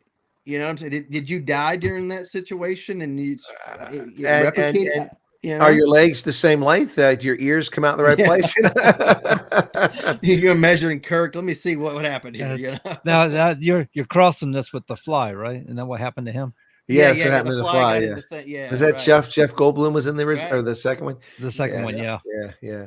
And then these movies you see back in the day, like the Invasion of the Body Snatchers. I saw that one as a kid. It scared the bejesus out of me. That's a Oh. creepy movie. Donald Sutherland was in that, if I remember correctly. Oof. Thing I Invasion of the remember about Body that is Snatchers. the dog with the barking man head or something. Oh well, barking dog heads. I remember, Mars Invades, and that's what's got Oh, yeah. Sarah Jessica Parker on a Chihuahua, her head on a Chihuahua. That was great, man. No, there was a bit in that because it freaked me out. I don't remember now. I was a little kid when that came out, but yeah, the Invasion of the Body Snatchers was like a dog, but it had a man's head on it, but it was barking at somebody. But I mean, you go back in time, audiences were so easy, man. People were enthralled by the Blob. Come on, Right. Oh yeah. it's just a bunch of petroleum jelly oozing through the streets, man. Calm down. Yeah, but it was consuming people. Right. And Well, growing. that's because they need to wear a sign. They stood around instead of running away. Yeah. Get away from it. Here's just, oh, sorry, you don't need it anymore. You've been consumed by the Blob. Let me just exit stage left. Suffering succotash. Exit stage left. Mhm. Oh my God. Cultural references. Yeah. I did one of those today, judge training, and they're asking questions. It was getting late in the day, and I'm like, ooh, Mr. Kata, Mr. Kata. 2 or 3 people laughed. The room had 100 people. I was like, man, these people have no idea what I'm talking about. Oh, my goodness. Tough crowd. Yeah, right. Yeah, no kidding. Yeah, they all should have got it. They were older than me. I was a kid Tugging when it at was his on. collar. I tell you, you can get no respect. That's right. No respect. No, I can't give no respect. You got to grab the collar. Yeah, Rodney Dangerfield. Yeah, it's funny how guys who make career out of, like he did that, no respect. And of course, Foster Right. Brooks, Foster Brooks had made a career out of pretending to be a drunk. I don't even know if the guy even drank. He's pretty good at it, though. But Rodney Dangerfield, like in the green robe, could just do his shtick back there and make all the comics just laugh and cut up. And I mean, he can entertain anybody. Yeah, He no was doubt about it. funny. Oh He yeah. was really Yes. funny back in the day. Yep. Yeah, some of these guys really were. And became famous much later in life, if you will. And most people nowadays, it's you're a teenager or 20 something, but I think he was in his 40s whenever he became really famous. Yeah. But what, Caddyshack? Didn't he play in Caddyshack? Yeah, he was in Caddyshack. And Yeah. then he did that one in the mid 1980s, Back to School. Back to School. Yeah. That was funny. The That Triple was Indy. good. Easy money. Yeah. Oh yeah. The Triple Lindy. He goes and hits all the different diving boards. But you guys, comedy's making a comeback. We're almost out of time now, but we'll finish this second hour if we have to. But comedy's making a comeback. For years now, you couldn't say anything because of political correctness. But we got some fantastic comedians now, like Leonardo Joni and Nicholas DeSanto. We'll talk about that next hour, guys. Stick around with us. There you go.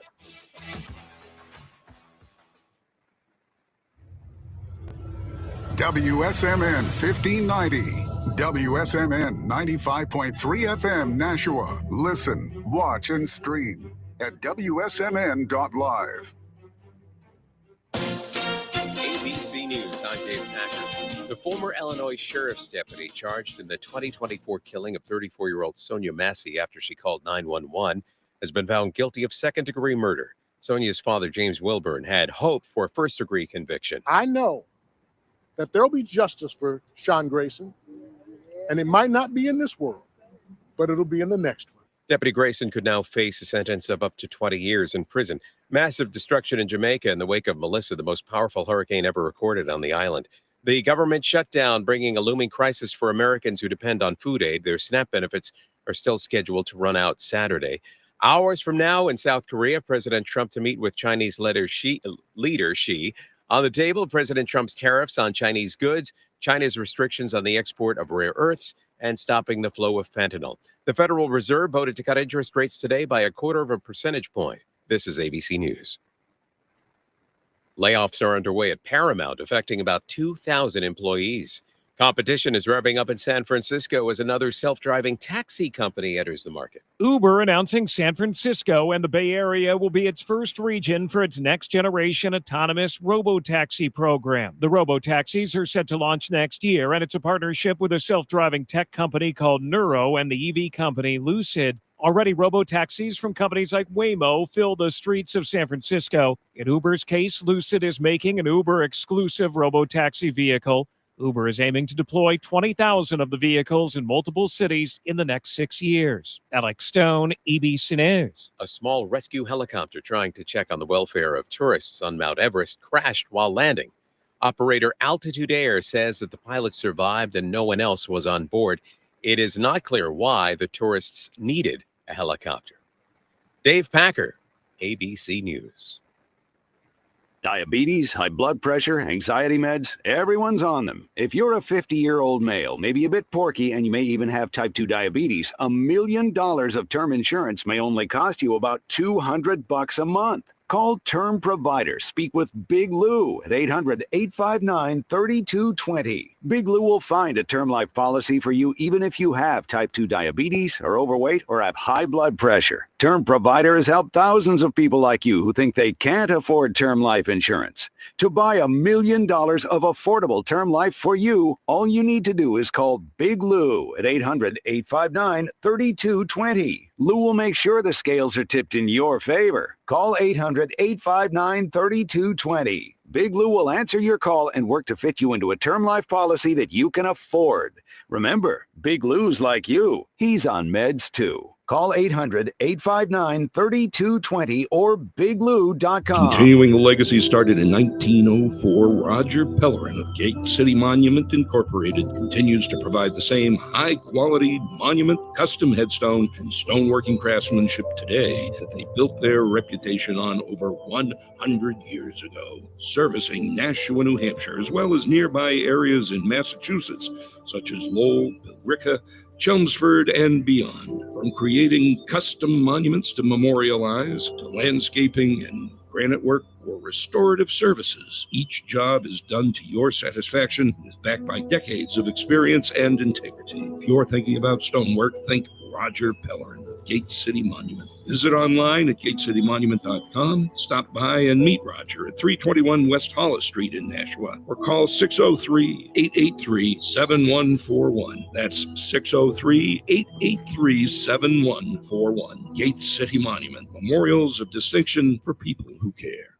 Memorials of distinction. Once again, Gate City Monuments. I wonder how Roger's doing this week there, John. Hope he's doing well. Yeah, as do I. Yeah. You know, they were talking there a few moments ago about, Big Lou. He's on meds too.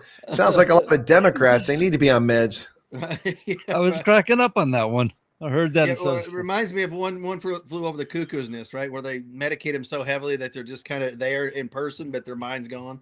That's not the Dems, though. They're making mindless decisions out there. Maybe they should take meds and get their mind right. I don't know if that would help them. The Dems are making up the zombie nation.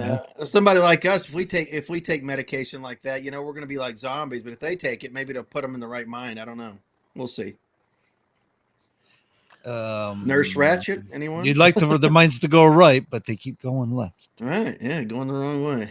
So we got another case of trafficking of British women, white women, by these people from elsewhere. A Romanian grooming gang led by a winking, smirking pimp have been jailed for raping and sexually abusing 10 women in flats across Dundee. Remember that little girl who was brandishing a machete because this creepy pedo was coming up and trying to get her sister? Well, That was also in Scotland. Yep. So the ringleader, Mariana Companosio, 38, along with Remus Stan, 35, Christian Urlatanu, 41, Catalan Dobra, 45, and Alexandra Buganea, 35, were previously convicted of 30 charges at the High Court in Glasgow. But Companosco was sentenced to 24 years, Urlatano to 12 years, Stan to 12 years, or 20 years, then 12 years, Dobra to 10 years, and Bugona to 8 years. And the judge, Lord Scott, said the number of the group deflected and minimized their offending against vulnerable victims. He added, by offering them an unending supply of mostly free crack cocaine, you exacerbated their vulnerabilities and proceeded to exploit them for your own sexual gratification, in some cases for financial gain. No doubt you assume rightly for some time that the drug-related lifestyles of these women meant that you were not reported or detected. He said that the gang used the vulnerability of the women to try to attack their credibility in the trial. And the judge said, it may be you thought that no one cared for your victims, meaning you could do whatever you wanted to them without consequences. Right. If so, events have proved you wrong. Each of the women found the strength to give evidence despite their difficulties and have taken steps to move on from that stage of their lives. Wow, that's crazy. So once again, aliens in the midst of the United Kingdom abusing women and girls in that country. It's sick. It went on for decades while the police looked the other way. It reminds me of the German police looking the other way when over 1,300 German women and girls were sexually assaulted and raped during a New Year's festival around the country, covered up by the Bundeskriminalamt intentionally, and Merkel's government trying to hide the fact that they let millions of undocumented people into the country who, many of whom have no respect for women and just think they're objects and just assault them in public. Anyway. Right. Yep, absolutely. And they did it to themselves by having just open borders or allowing people just to come in there freely. Not checking who's there, not having a true immigration system, kind of like how the left wants to do in our country here. Well, what they've been doing in our country. What we had until January 21st, yeah. Well, of course, but I'm talking about we're going to get to the point where we can't even call the police on these illegal immigrants who are raping kids, because they're going to cover up for it. That's where we're going to get. Well, if the police are either complicit or they don't want to be exposed, then they just start harassing you. Come by and what have you done, and start. Why are you being such a xenophobe or whatever? You need to stop it. We're going to arrest you. What Chris read there is they use drugs as an influence to manipulate these girls into this, and that's why it's so important for us to stop our muling and our drug trades here in the United States, because the same thing happens here. People don't want to admit that. Oh, no, it does. I mean, I know this story. Right. Go ahead. I'll let you go, Todd, then I'll tell the story. It does, but it doesn't happen with these grooming gangs like they have in the UK. We don't have that problem yet. But we're getting to that point. Doesn't matter. We have grooming gangs. Oh, I know, I get it, but not. We've not allowed illegals in here and allowed them to operate with autonomy. I think the difference. I think the difference here between what happened in the Midlands of the UK, which affected 3,000 or 4,000 young girls, most of them, like 9 to 12 or 13 years old, when they're drug in this stuff. The difference there is that the police knew about it and they turned a blind eye, which basically gave these creeps the green light to rape and sexually assault and prostitute and imprison these girls and then fill them full of alcohol and drugs. Whereas in the U.S., I'm not aware of major rings like this that are undetected or ignored by authorities. Usually we have FBI sting operations going on all the time trying to hunt down human traffickers. It's the Democrats that facilitate human trafficking by allowing our borders to be open. I can see us getting to that point if we allow them back into power. Abrigio Garcias was caught doing that, trafficking women among different states. In these gangs, that's what they do. They have affiliations, and they move these women around so they don't get settled into a place and start figuring a place out and make an escape. They keep them they keep shuttling them around, exchanging them. It's pretty bad in this country. We just don't want it. It's one of the worst countries in the world for human trafficking. We just won't admit it. NFL, you have a Super Bowl, you have NFL games. They're trafficking them near the stadium, so they're available for these people, for tourists or whatever. It's a horrible thing. And I'm thinking to myself, they're doing this. That should be the prime target to surveil this, to find who's doing this and apprehend them. Well, it's such a pervasive global corrupt enterprise that it's difficult. But I mean, we had the situation here when I moved back to the States in 2015 that had cropped up publicly known just before that, exposed, about the girls from the Toledo area being recruited, groomed, and trafficked and brought to Pennsylvania to work truck stops as prostitutes. And these are 13-year-old girls. Yes. It's unreal. It's sickening. That one was busted. And then they got a lot of the people involved. What's unreal to me is it takes a participant. What I'm saying here is there are people out there that are probably hearing us now that are willing to engage in these activities, and they ought to be ashamed of themselves because they're supporting criminal activities or harming individuals of the United States of America, but it's also harming our country as a whole. Well, and it's not just that. I mean, on an individual basis, an event like this happening to a child, it's one thing to be robbed or physically assaulted or even sexually assaulted as an adult, when your mind is formed, your mannerisms are better formed, your defenses, your coping mechanisms there. But a child, I mean, this damages someone potentially for their entire life unless they have a really strong personality and a lot of constitution, which is difficult for kids to do. But imagine this happened to thousands of kids, and the police ignored it intentionally because they didn't want to be called racist, because the people that are perpetrators were overwhelmingly from South Asia. And so the cowards let it go on for years. And those who spoke out publicly were demonized by the British government and threatened with legal action for telling the truth. It's sick. Imagine a place like the United States of America where people in positions of high authority, like the President of the United States, turn a blind eye, keeping the borders open, engaging in trafficking of children throughout the country. Then the next president is rounding all these children up, finding these. What did he find? He found maybe 25%. They found 23,000 children that are missing that were trafficked this year alone. Of the 190,000 that the Biden regime lost control over, 230,000, something like that. Yeah, it's sick. It's sick. And we as a people need to stop tolerating this nonsense. Honest to God, we as a people got to start standing Well, up. I mean, when the president sniffs little girls' hair, I mean, we tolerate a lot. Yeah, and I hear all those numbers, and I hear people, then I hearken back to people say, in case our government becomes tyrannical, and I'm like, it seems to be tyrannical if they're allowing this. You know what I'm saying? Yeah, we're saying we're turning into a socialist nation without realizing we've been a socialist nation. Been with a socialist nation Obamacare for a while. And Social Security, the Civilian Conservation Corps, the Tennessee Valley Authority. I mean, you even argue that. Yeah, no, it's true. We've had socialism forever. It's gotten disgusting too, because like we said, they're inept. They don't handle it well. The concept of Social Security was so that you could retire with dignity, turned into may or may not work to it's actually not working. No.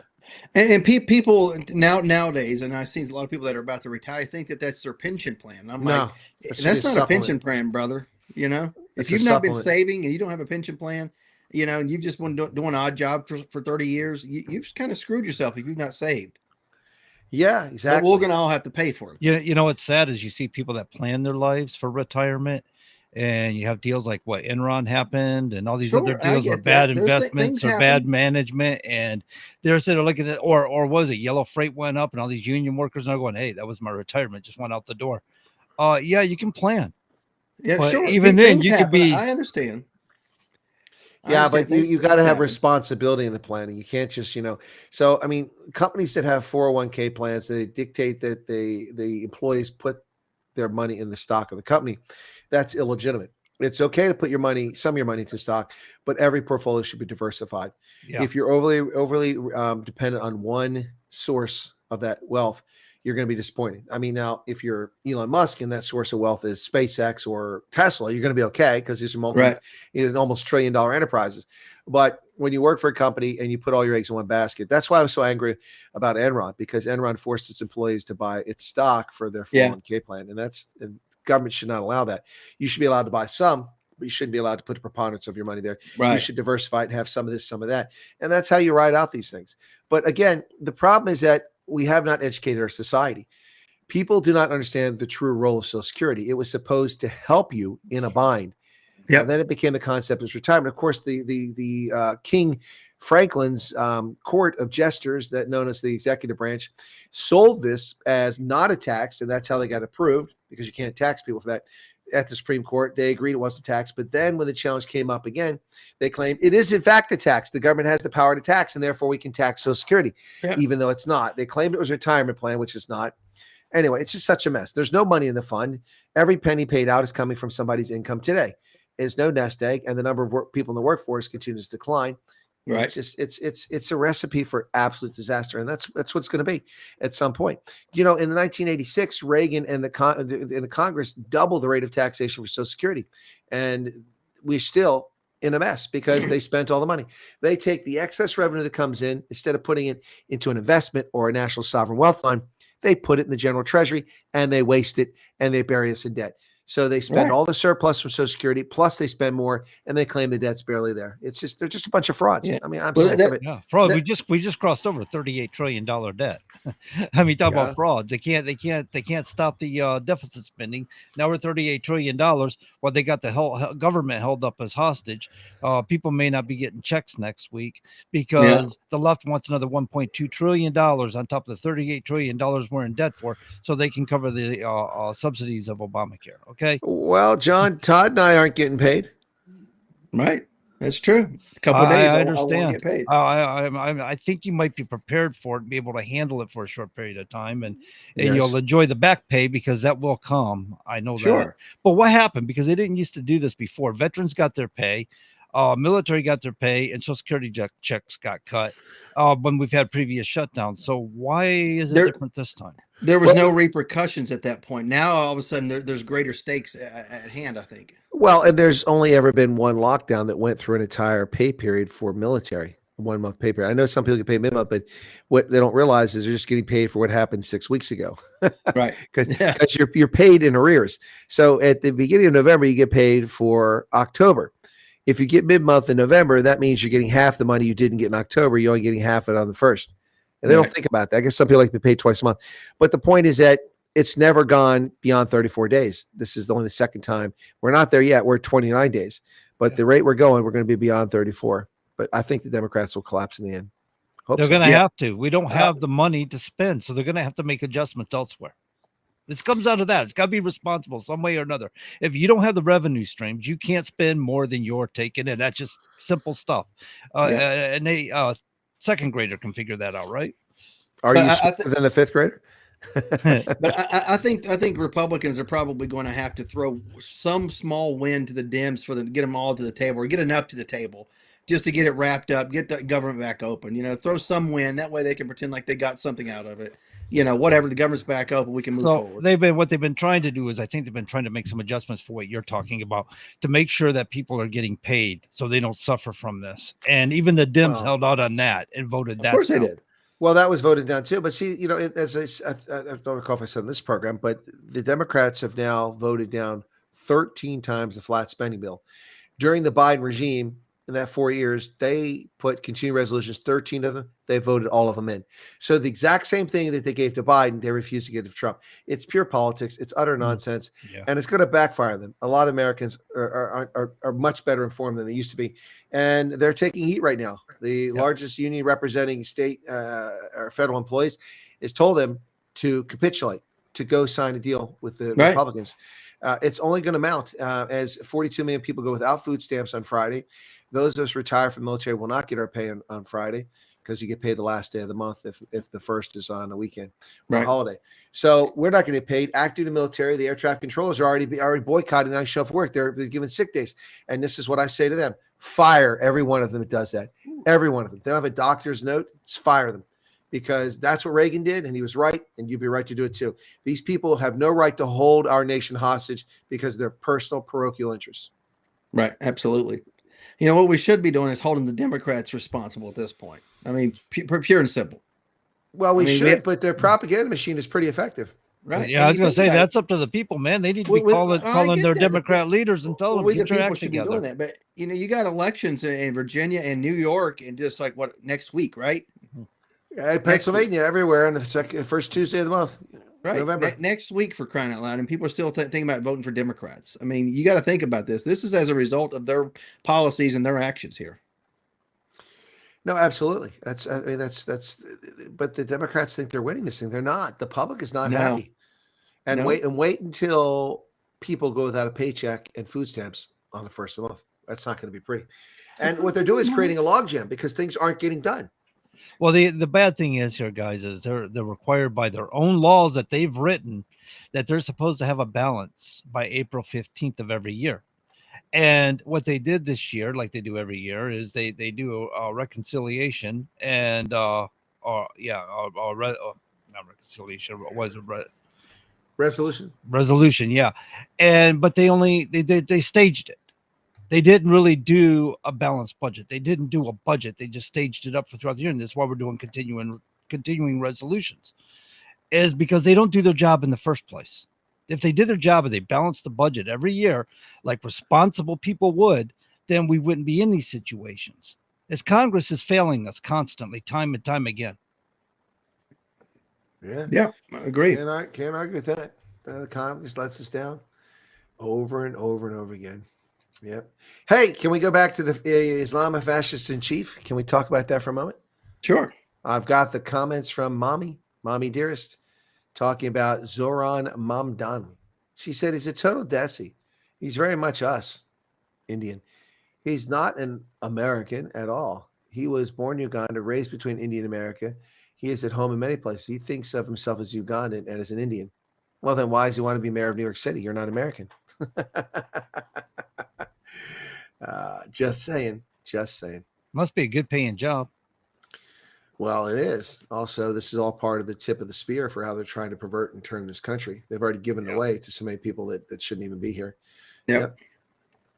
So, what are you going to do? Absolutely. And if people talk about, the Constitution and, it matters. It only matters that the people you elect, it matters to them. Other than that, it's just a piece of paper. If they don't respect it, it's nothing to, honestly. 100%. I agree with 100%. Did you see that Trump eliminated the entire Biden-appointed design commission? Yeah. What's the design commission? You might be asking. No clue. Well, it was the arts and something, right? Arts. It was a commission. It was the arts and something commission, and they Arts and Humanities Commission of Fine Arts. Commission of Fine Arts. That's it. Yep.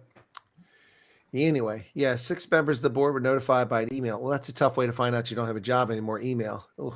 That's why you get business gets done these days. We're cold-hearted. Email it is. This isn't like Cheers. Remember Norman Cheers when he would have beers and cry with them about getting fired? He was the guy who got to fire everybody. No, but this is not cool. This is not cool. Anyway, So what I mean by not being cool is how the media is carrying the water for this. I have no problem with Trump firing these guys from the commission. Yeah, no problem. Why I didn't even know we had this commission, to be quite honest. There's a lot of commissions out there that you don't know about. I know there's a lot of stuff out there. There's the left-handed, stepsister commission. Yeah, it's there's a lot of government. That's the problem. Red-handed stepsister, red-haired left-handed stepsister commission. There you go. I had a link last Trump administration. It had all the different jobs that the president has appoints someone to. And if it was a printed book, it'd probably be that thick. I mean, there's I think for the immediate Senate confirmation appointments, it's like 3,700 or 3,900 or something. Yeah, it's 4,300. A lot of them were just voted on, just right, by, right. But there's also a lot that he appoints that don't require congressional. They aren't considered officers in the United States. Different schedules and stuff. Yeah, right. Yeah, those people are officers in the United States. So it's a lot. I mean, because when I think maybe one of you guys finally got me the link to when they were trying to find people at Trump administration, and I knew about it, but I had never been inside the database. I'm like, okay, what about this? What about this? There's so many jobs in there. Oh, when you file for a position. Yeah. Yeah, through the GAO or GSA. I forget what it was, but I mean, I looked into it when Trump came in earlier this year. I think I sent that to you so you could apply to be an ambassador to Africa. I did, and in fact, I did, along with what else did I put in there? There was in the State Department Undersecretary for African Affairs, and then under Assistant Secretary of African Affairs and Undersecretary for African Affairs in the Department of Defense. I put about 6 jobs in there, and of course, I haven't heard from them. The problem is that I'm too honest and too vocal. They don't want me. You're not a yes man. Well, to get the upper echelon stuff, you have to be in that orbit, you've got to have given millions of dollars. Which absolutely, or be in that orbit of everybody who's in his camp. I mean, you don't just slide into. It's not just that; it's also being part of the party and stuff like that. Oh yeah, well, not even the party. Judge of elections, but that's not deep entrenched into the party, right? No, it's nothing to do with the party. It's nonpartisan, totally. So. And it's not something I necessarily want to do, but someone put my name on the ballot, so I'll probably win. So you're up again this time? Yes, Tuesday my name is on the ballot. And it's not arrogance of me saying I'll probably win. 67% of the voters in this congressional district for the state are Republican. In my precinct, probably 75 to 80% of the voters are Republican. So you run as a Republican candidate. I've got the nomination. I mean, people are going to check my name. We'll see how Right. it goes. I mean, all I need is one vote if there's no other candidate, but I mean, not that I want it, but let's talk next week how it went. But yeah, next week I'll probably be a little bit tired because maybe not. I do the election until by the time I turn the results in, I get home about 11:30 every election night, if things go well. Right. Yes, and that's after working since 6 a.m. So it's a long day. So Should be interesting. Sean wants to know why it is congressional members get their paychecks while people who aren't even in positions of making legislations or in control of the situation do not get paid. That would probably be because that'd probably be because they're in such a position every year when they want to give themselves a pay raise, they could just drop a gavel and say, "We all get 15%, yay!" But yeah, it is a different branch of government. And of course, they favor themselves quite well. Right. Oh, absolutely. Yeah. That's the only reason I can give you, Sean. Congress controls the purse strings, so they're going to put anything in there to make sure they keep getting paid. They take care of themselves quite well. They don't care about the rest of us. Trust me. I mean, Tuskegee experiment and MK Ultra, and these aren't just conspiracy theories anymore, folks. This is true stuff. Right. Real stuff. Giving people syphilis, LSD, all this stuff. Yeah, absolutely. Yeah, involuntarily testing on people during MK Ultra. Can you imagine? Being a citizen of the United States of America and be abducted into some experiment that you didn't even sign up for. How many people died as a result, or committed suicide, or just mental anguish the rest of their lives? And that's crazy, man. But you don't even know what they're spraying on you for testing. I've heard stories about they might drop stuff in certain areas or counties or whatever to see the results of something. It's nuts. Man, quit being so sensitive. In the 1930s and 40s and 50s, kids went to public swimming pools and they got sprayed down with DDT. What are you being such a coward for?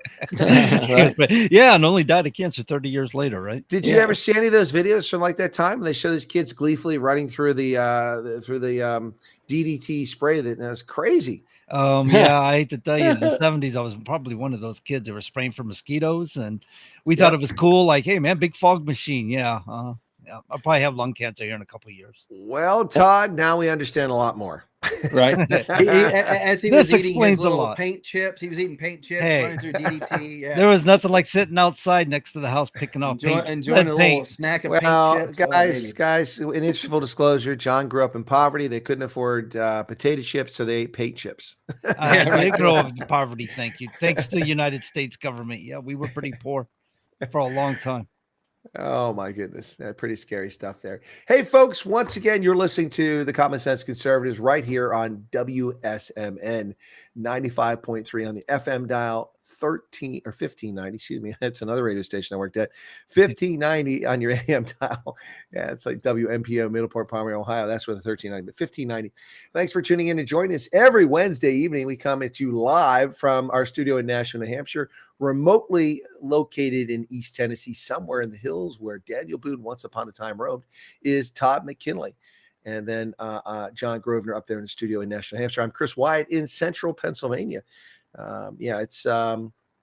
It's every Wednesday, folks, 7 and 9 p.m. And we do have a global audience. A lot of people tune in on our social media accounts and watch them from around the world, particularly folks from my audience from South Africa who like to jump in here. And I think it's kind of interesting to have a global audience, guys, especially the South Africans. They pop in and they ask interesting questions every now and then. It comes in our chat about things, that are maybe a little alien to them because their system of governance is different. Mm-hmm. And, given the perilous state of civics education in our society, probably not a bad idea. We talk about those things and answer their questions. What do you think, Todd?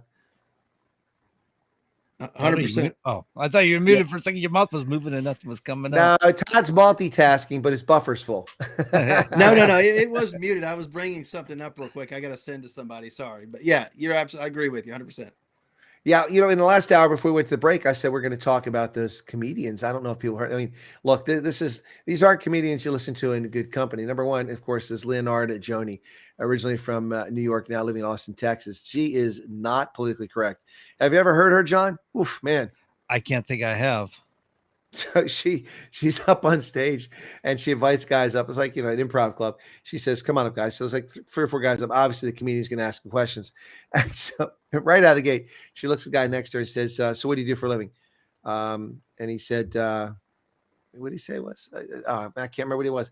But she just says, oh, that's just so gay. I mean, you can't say that today, and it was so funny. So she's hilarious. And then you also got DeSanto. That guy's pretty funny too. He is an Italian who lives in the UK, but now lives in America, and he's just excoriating the British government for some of the stupid stuff they got going on. Pretty crazy stuff. Anyway, but it's interesting because for a long time, the only comedian that was really saying it like it is was Dave Chappelle. And he was the only one that was bulletproof from the political left. They couldn't hurt him, but all the other comics went silent, and comedy died. I mean, you turn. I don't watch it, but I see the clips of Kimmel and these other idiots on late night. They're not even remotely funny because they're afraid to hurt people's feelings, hurting feelings.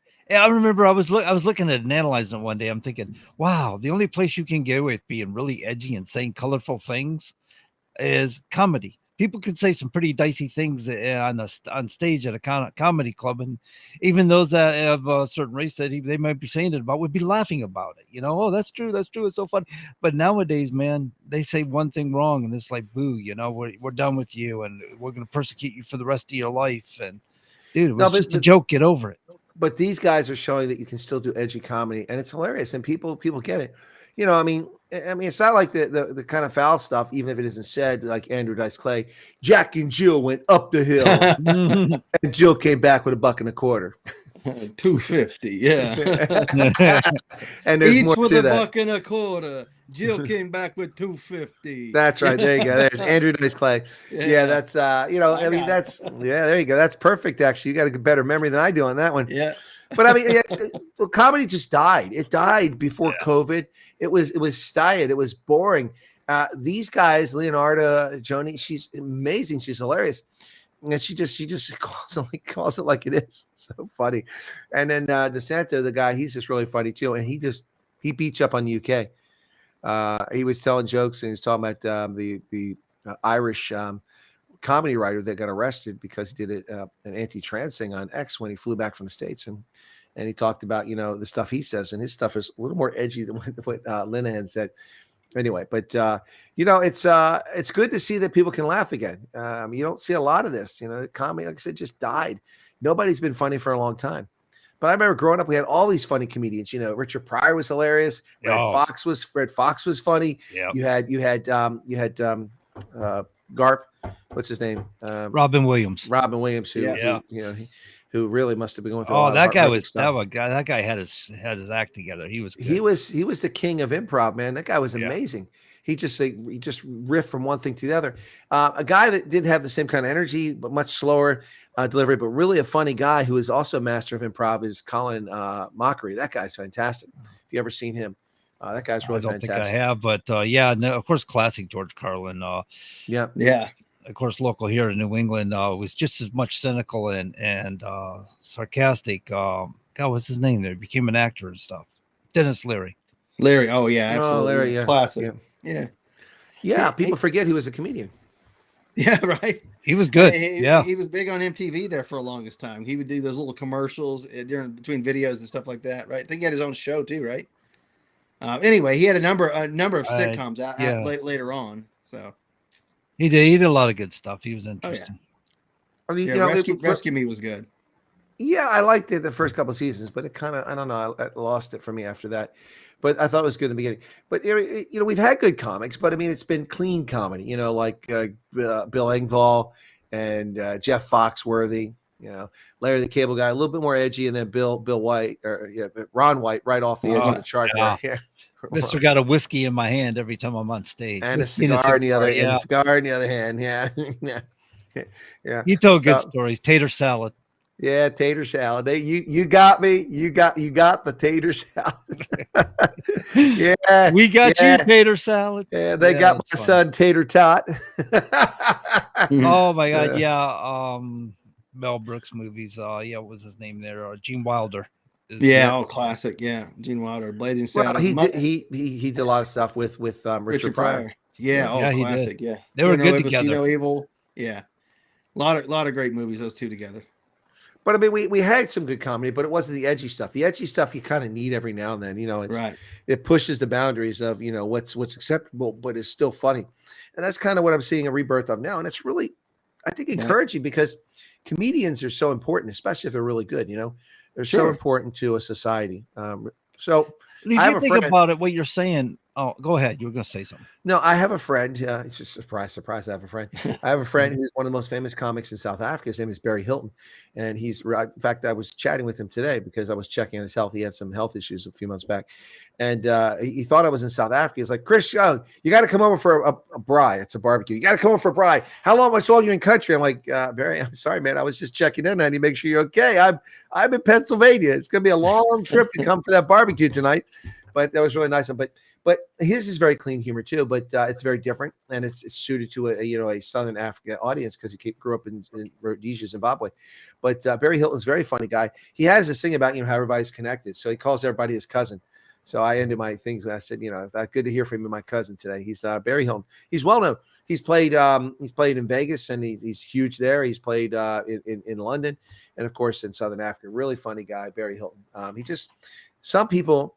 And it's funny because some comedians, they obviously have something that's not quite, I don't want to say not right, but I think you know what I mean. Something that's a little bit off, that's different about them. Robin Williams obviously had a side to him that really affected what he was. But Barry's the same way. Barry's got like OCD. He can't focus for like a second. So he's all over the place and he's constantly doing stuff.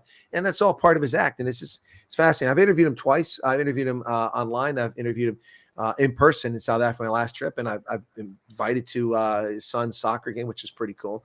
Even though I can't find soccer is boring to me, but it was nice to go to that. but no, comedians they're a different breed. And a friend of mine who's an American who lives in South Africa opens for Barry occasionally. He's from Joe Emilio. Antichrist double. What was that? Joe Emilio, Antichrist. Yeah. Joe Emilio, he's an American comedian in South Africa. But I had a little bone to pick with Joe last time I was there. He opened for Barry, and he sort of had some of these, pick on America jokes because the South African audience laughed hard. I think it was just kind of backup in case his routine wasn't going the direction he wanted to go. But I gave him a hard time. But it was good stuff. Comedy is important. I think people sell short how important comedy is and how much you miss it when it's not there. So, yeah, that's what I was going to say earlier is people who went through hard times, the Depression, World Wars, Korea, Vietnam, they always found relief in comedy. They made fun of their own circumstances and stuff. They were good time people back in the day. I like to think of my wife's parents, people my father's age and stuff like that. They went through difficult times and they made light of it and they dealt with it. It was a coping mechanism for them. The same way, like say the blues was to people that dealt with difficult times, or country music, Tear My Beer stuff. And so, yeah, it was like a coping mechanism, but people also found each other in it. It was a gathering point. You laughed about it. You went to work the next day and said, hey, did you catch that act? You shared the internet like you do a football game or something. Well, I mean, it takes us back to time. If we go back to like the 1990s, 80s, Cheers in the 80s, Seinfeld in the 90s, and Friends, and people go gather around the water cooler at work, and that's what you talk about. Even if you didn't watch the show, you knew everything happened because somebody was telling a story around the water cooler, and you got it through osmosis, just kind of sunk in. But with people working remotely, I can't work next to this person because they're straight and they're trans. I can't work. With all that nonsense going on, it seemed to have lost that in a lot of our workplace, and it's a shame. But comedy really is such a key component of our I think our good mental health. I really think that's true. It's right. Just it can just be so funny, and it can even be, I look back to the Jeffersons and Sherman Helmsley. My goodness, this stuff he said was racist. Oh, but it was. He was the counterpart to Archie Bunker. Yeah, right. He was the flip side of the coin. It was just as big a bigot as Archie was. It was so hilarious. Like, remember his son-in-law, or his daughter-in-law is the product of a mixed marriage, and Tom and Helen, the neighbors. Always calling his daughter-in-law like a zebra, man. Like, well, you can't say that stuff. What's up with you? Oh my goodness. It's like, you can't use certain phrases. You can't like, hey, listen here, boy. You can't say that unless you do Foghorn Leghorn. I'll say, boy. I said, listen here, boy. Then you can do it Foghorn Leghorn. But no, comedy is really, it's maybe that's what we need more comedy. And Trump is like a master comedian too. The guy's hilarious. I love how he is just trolling on this whole, I'm running for president 3 times. Well, actually 4 times, but he knows how to play off that stuff. He really does. He does. It reminds me of, and I'll mess this up, but I'll do my best, of the debate between Mondale and Reagan, in which Reagan talking about Reagan's age, and Reagan says something like, "I won't hold age against." If my opponent won't hold my age against me, I won't hold his youth and immaturity against him. Yeah, youth and inexperience. Right. That was like that won him the election. That one statement. I mean, there's no doubt that that election was a landslide. The only state Mondale got was Minnesota. Yeah, it was from Minnesota. Yeah, if you remember Mondale at that moment, he put his head down and just shook his head because he's it's like, over at that point. Yeah, it's over. Yeah. In fact, he said that later. I knew the race was over, but he just walked right into it because he started talking about Reagan's age because that's what all that. Reagan's too old. He can't do this. It's like youth and inexperience. That's pretty good. If you won't hold my age against me, I won't hold his youth and experience against him. That was classic, man. That's how you disarm people. Yeah, I mean, that's how you just you dissipate. You know, it's anyway. It's I miss that. I do, and I've been watching these comedians lately. That just, I mean, I've been in stitches. I've almost had to go to the bathroom a couple times. They're just so funny. That's referred to as correct. That's referred to as diffusion. He diffused the circumstance where he's trying to put him down, and he diffused it by turning it around on him and saying, "Well, you know what? There's a counter to this." Well, Reagan was probably the best I ever saw at that from a public figure. He could disarm people. He could turn that bad situation around in a heartbeat most of his time until the Alzheimer's started affecting him. He was quick-witted. He really was. Like that time that balloon popped. And I don't think it was staged. Like some people might accuse it of being staged. They had balloons set up to drop out of the ceiling at the end of the speech. And one of them popped unexpectedly, and you saw him stop. And he goes, "You missed." That was great. No, but I mean, even if it's not comedy, the reaction of leaders in the moment really matters. When Donald Trump was shot in the head and he stood up and raised that fist and said, fight, fight, fight. I mean, that is an iconic moment. If it wasn't for leftist media, we would have bronze statues of that already. We would have figurines. It would be such an iconic part of our culture. But because the left controls Hollywood, the left controls the media and the newsrooms, we're not going to see that, which is a shame. Whether you like Trump or not, you should be proud of the courage the man had to stand up, not even knowing if the shooter had been neutralized. He gets back up, fight, making himself a target again, driving the Secret Service just bat crap crazy. They weren't happy. He's like, get on the ground, sir. And then, of course, the tubby walrus is there that can't pass the PT test. Right. Secret Service agents, they couldn't even be bothered to lift their arms up. It was sad. They couldn't cover him. He was standing there. They're like leaning on him and stuff. They couldn't cover him. They were you had the one that had a little pistol out, and I'm like, your little pistol's not going to do much in this situation. The one that could reholster it. Yeah, couldn't reholster. She kept something. Yeah, she kept missing her holster. I mean, oh my gosh. At this point, it's best to just get your body on the man, not worry about your pistol at this point. There's other officers that handle that. That's also the mission. That's the mission. Yeah, your cover job the president. Yes. Yeah, as a personal security detachment, whatever, Secret Service, your job is to get your principal the heck out of there, not to sit there and return fire.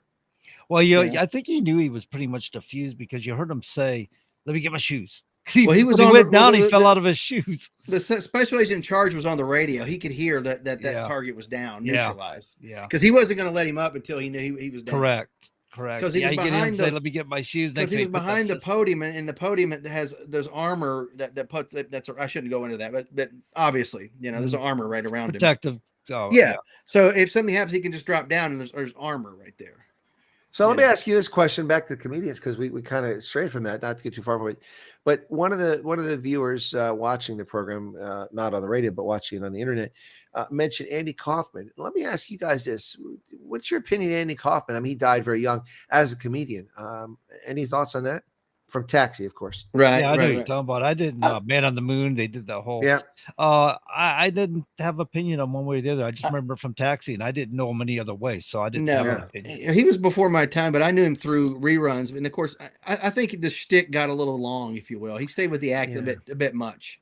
Yeah, look, I mean, he was considered a comic genius, and when he offed, Minnie Mouse, he did the Minnie Mouse thing. Yeah, but people really thought. I remember he was like a comedic genius. They said, and I watched him on Taxi, and I saw him also in a couple other things. But I mean, it's always like, I mean, it's like it got. I mean, I'm not trying to diss Andy Kaufman, and he's gone, but I mean, I didn't get it. I didn't get the connection there. Yeah, some of these people that they like, Lily Tomlin was not funny. No, not funny at all. She just run her mouth, and I hate the right, and everybody on the right. Whatever. She had maybe one moment. That was it. Andy Kaufman had one moment. Well, I mean, someone that was in times changed. Someone that was very popular and considered very funny become a slapstick comedy, but I never found her. I mean, she's a nice lady and she's talented, but I never thought she's funny. Ruth Buzzy. I never thought she was entertaining. But was that before Todd's time, John? I'm trying to think who Ruth Buzzy is myself. Ruth Buzzy, she's always the woman that wore the frumpy stuff and had like the hairnet over her head, and she used to beat guys up. Well, that's just shtick that maybe works in one bit, but it doesn't work on everything. But the thing that surprised me is that some people that weren't comedians could really deliver comedic lines. And you see that play out if you watch Dean Martin roast. Oh yeah. The Dean Martin roasts are really good. A good actor can, if they have good timing, they can be comedic for sure. Good actors can be, like Tom Cruise is not a comedian, but he can be funny as heck, because he has timing. Yeah.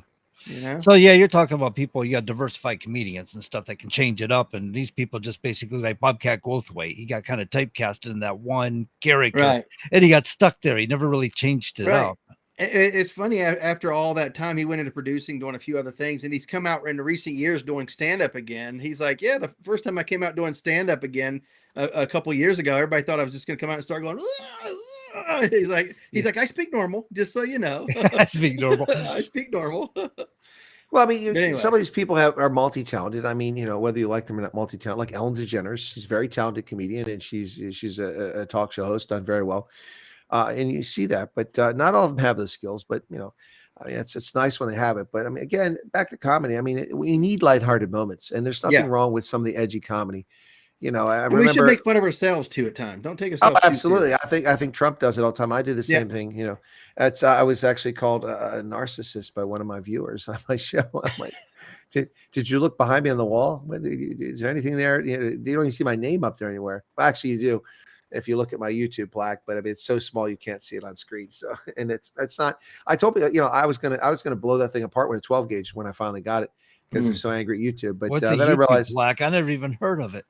Oh yeah, YouTube plaques. When you get to 100,000 subscribers, you get a silver plaque, and if you get to 1 million, you get a gold plaque. By the way, if you have one of these, you are one of the top 1% on the planet in YouTube. So anyone with one of these plaques falls in the top 1% of content creators. So you get it for $100. They're cheap though. This used to be 3 times the size. It was heavier. This is cheap aluminum. It's like not even aircraft grade aluminum.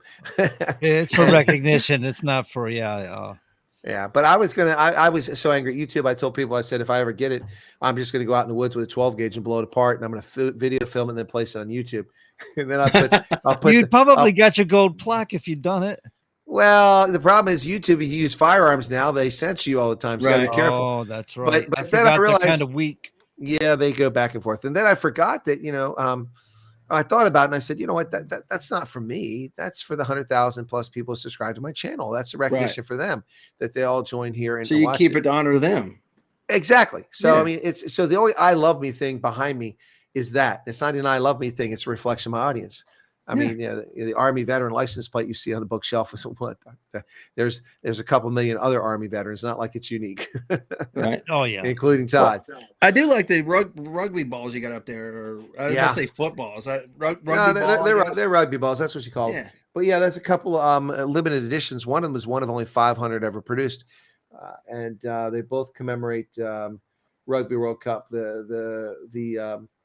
Both of those up there are from 2019 Rugby World Cup in France, cool. in Japan. I also have one from 2023. That's over here. It's not up on the shelf right now, but this replicates it. It's for South Africa. Springboks on one side, and then they have all the games that they played, the pool stages, the quarterfinals, semifinals, final. Yeah. So this is also these. I don't think this is a limited edition, but this one's. So I've got it from both of those. Anyway, that's pretty cool though. Yeah, tuck it away. Cool. Well, what I do is with stuff like that, I wait till they have a glut of them and wait months later, and then they try to get rid of them. They sell them for a song. That's why I have so many. Right. That's what you got to do. I'm a frugal shopper. Yeah. I got several Irish football jerseys, I guess you want to call it, and I got those on sale as well. I waited. I didn't get them right up front. I waited. No, well, I mean, there's a new Irish rugby jersey coming out because they're playing against New Zealand this weekend on the 1st in Chicago, Ireland and New Zealand. Should be huge. past games in Soldier Field have sold out or done quite well. So they've got a new like warm-up shirt. And it's a really cool pattern on it for Ireland, and I'd like to get it, but it's $129, and so I'm not sure I want to do that.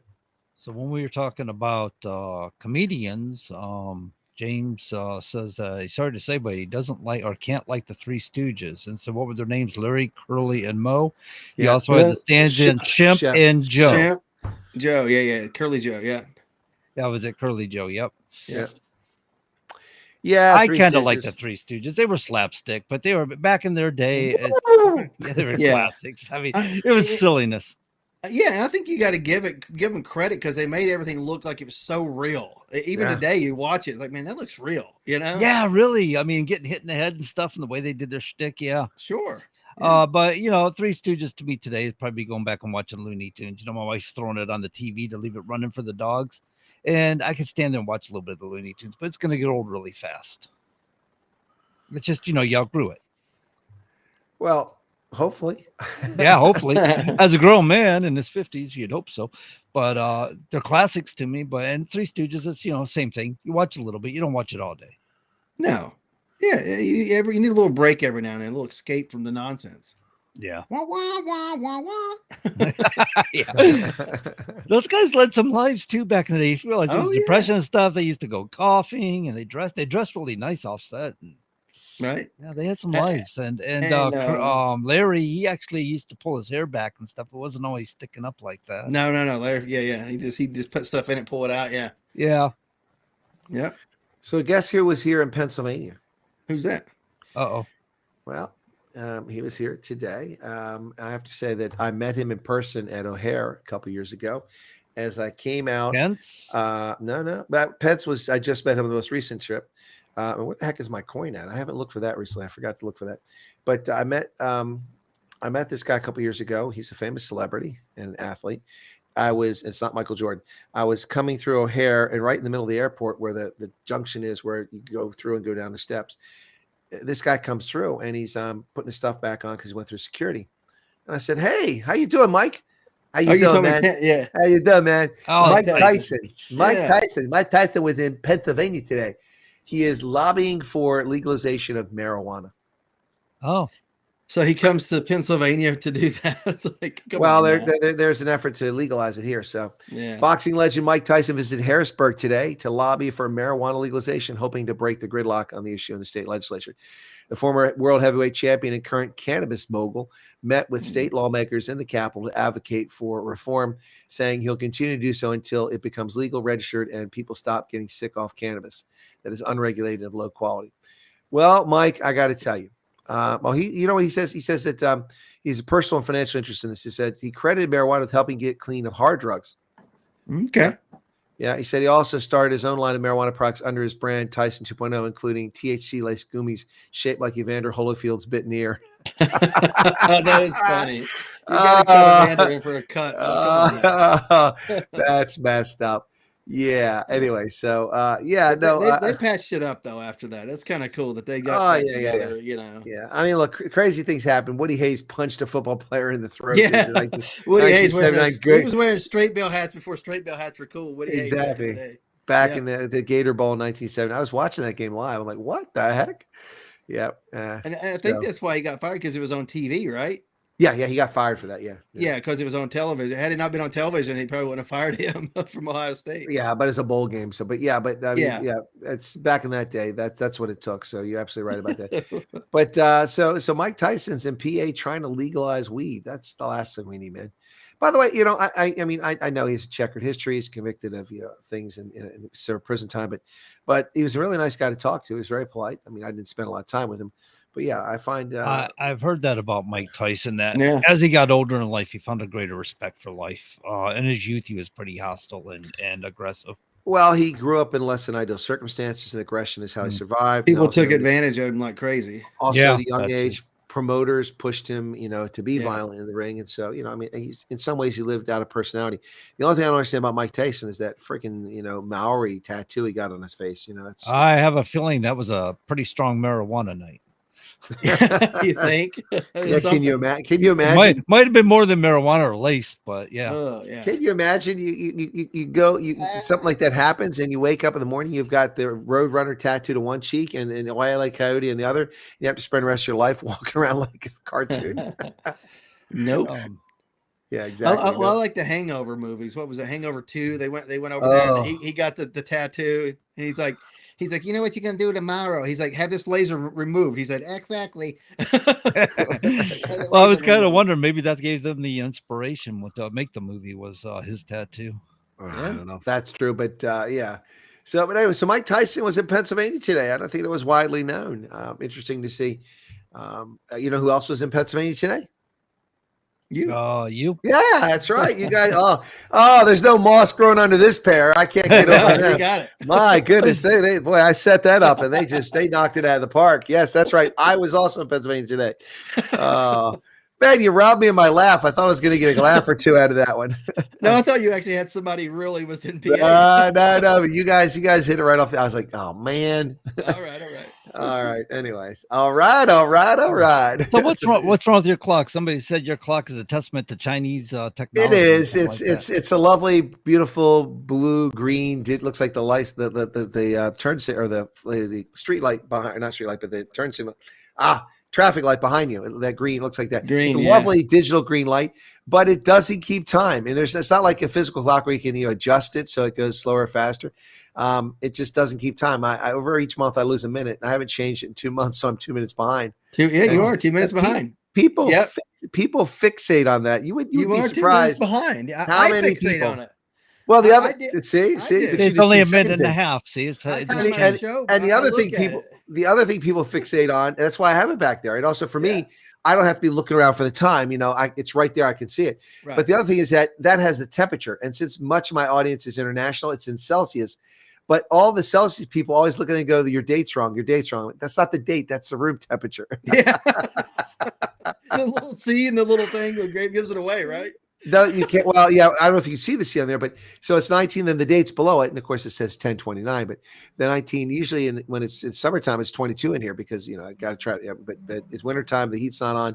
19. It was actually 17 the other day Celsius, which is about 56 degrees, 58 degrees. Yeah. That's how the temperature was in my house. Well, look, we all got to save and be frugal. I'm going broke because of Joe Biden. I still can't eat like I used to eat because I can't afford it. Right. Yeah. Absolutely. At least beans and rice for you, bro. Beans and cornbread. Frank's and beans. Frank's and beans. Ham and How did you beans. get the Franks above the beans? That's so funny. That's hilarious. Yeah. Ben Stiller's hilarious. I don't like his politics, but get in here. Get in here. How do you look at this? Yeah. How did you get the Franks above the beans? He's looking at trying to figure it out. Great movie. Something Ben about Stiller Mary is was brilliant. hilarious, by the way, but his politics is bogus, Yeah, but that was. I mean, the Zoolander movie is not something that appeals to me, but that was actually a funny movie. But something about Mary is just brilliant on every level. Yeah. That was such a great. And it's movie. ensemble too, Yeah, and I love how they talked the whole movie about that big hunky beefcake. Her ex-boyfriend turns out to be Brett Favre. Brett Favre. I just had these Nepalese coins in my pocket. That's all I had, Yeah, Matt Dillon. I love Nepal. Yeah. Yeah. So I'm an architect. Have you built it? Have you ever seen the Estadio de Olímpica in Santiago, Chile? No. Yeah, I built that. I built that. If you haven't seen it, I built it. Yeah, that's right. What a great George movie. Costanza, the addition to the Google name, right? And then he's talking to the shrink. Yeah, roadside rest stops to the gay bathhouses in the 90s. Where did that come from? And then he pulls over. I was taking a pee. Me too. Yeah. Everybody stands up and zip. All right. That's it, guys. We'll see you next week. Thanks for tuning in for Lighthearted Moments, the Common Sense Conservatives, right here on WSMN. See you next week, 7 p.m. God bless.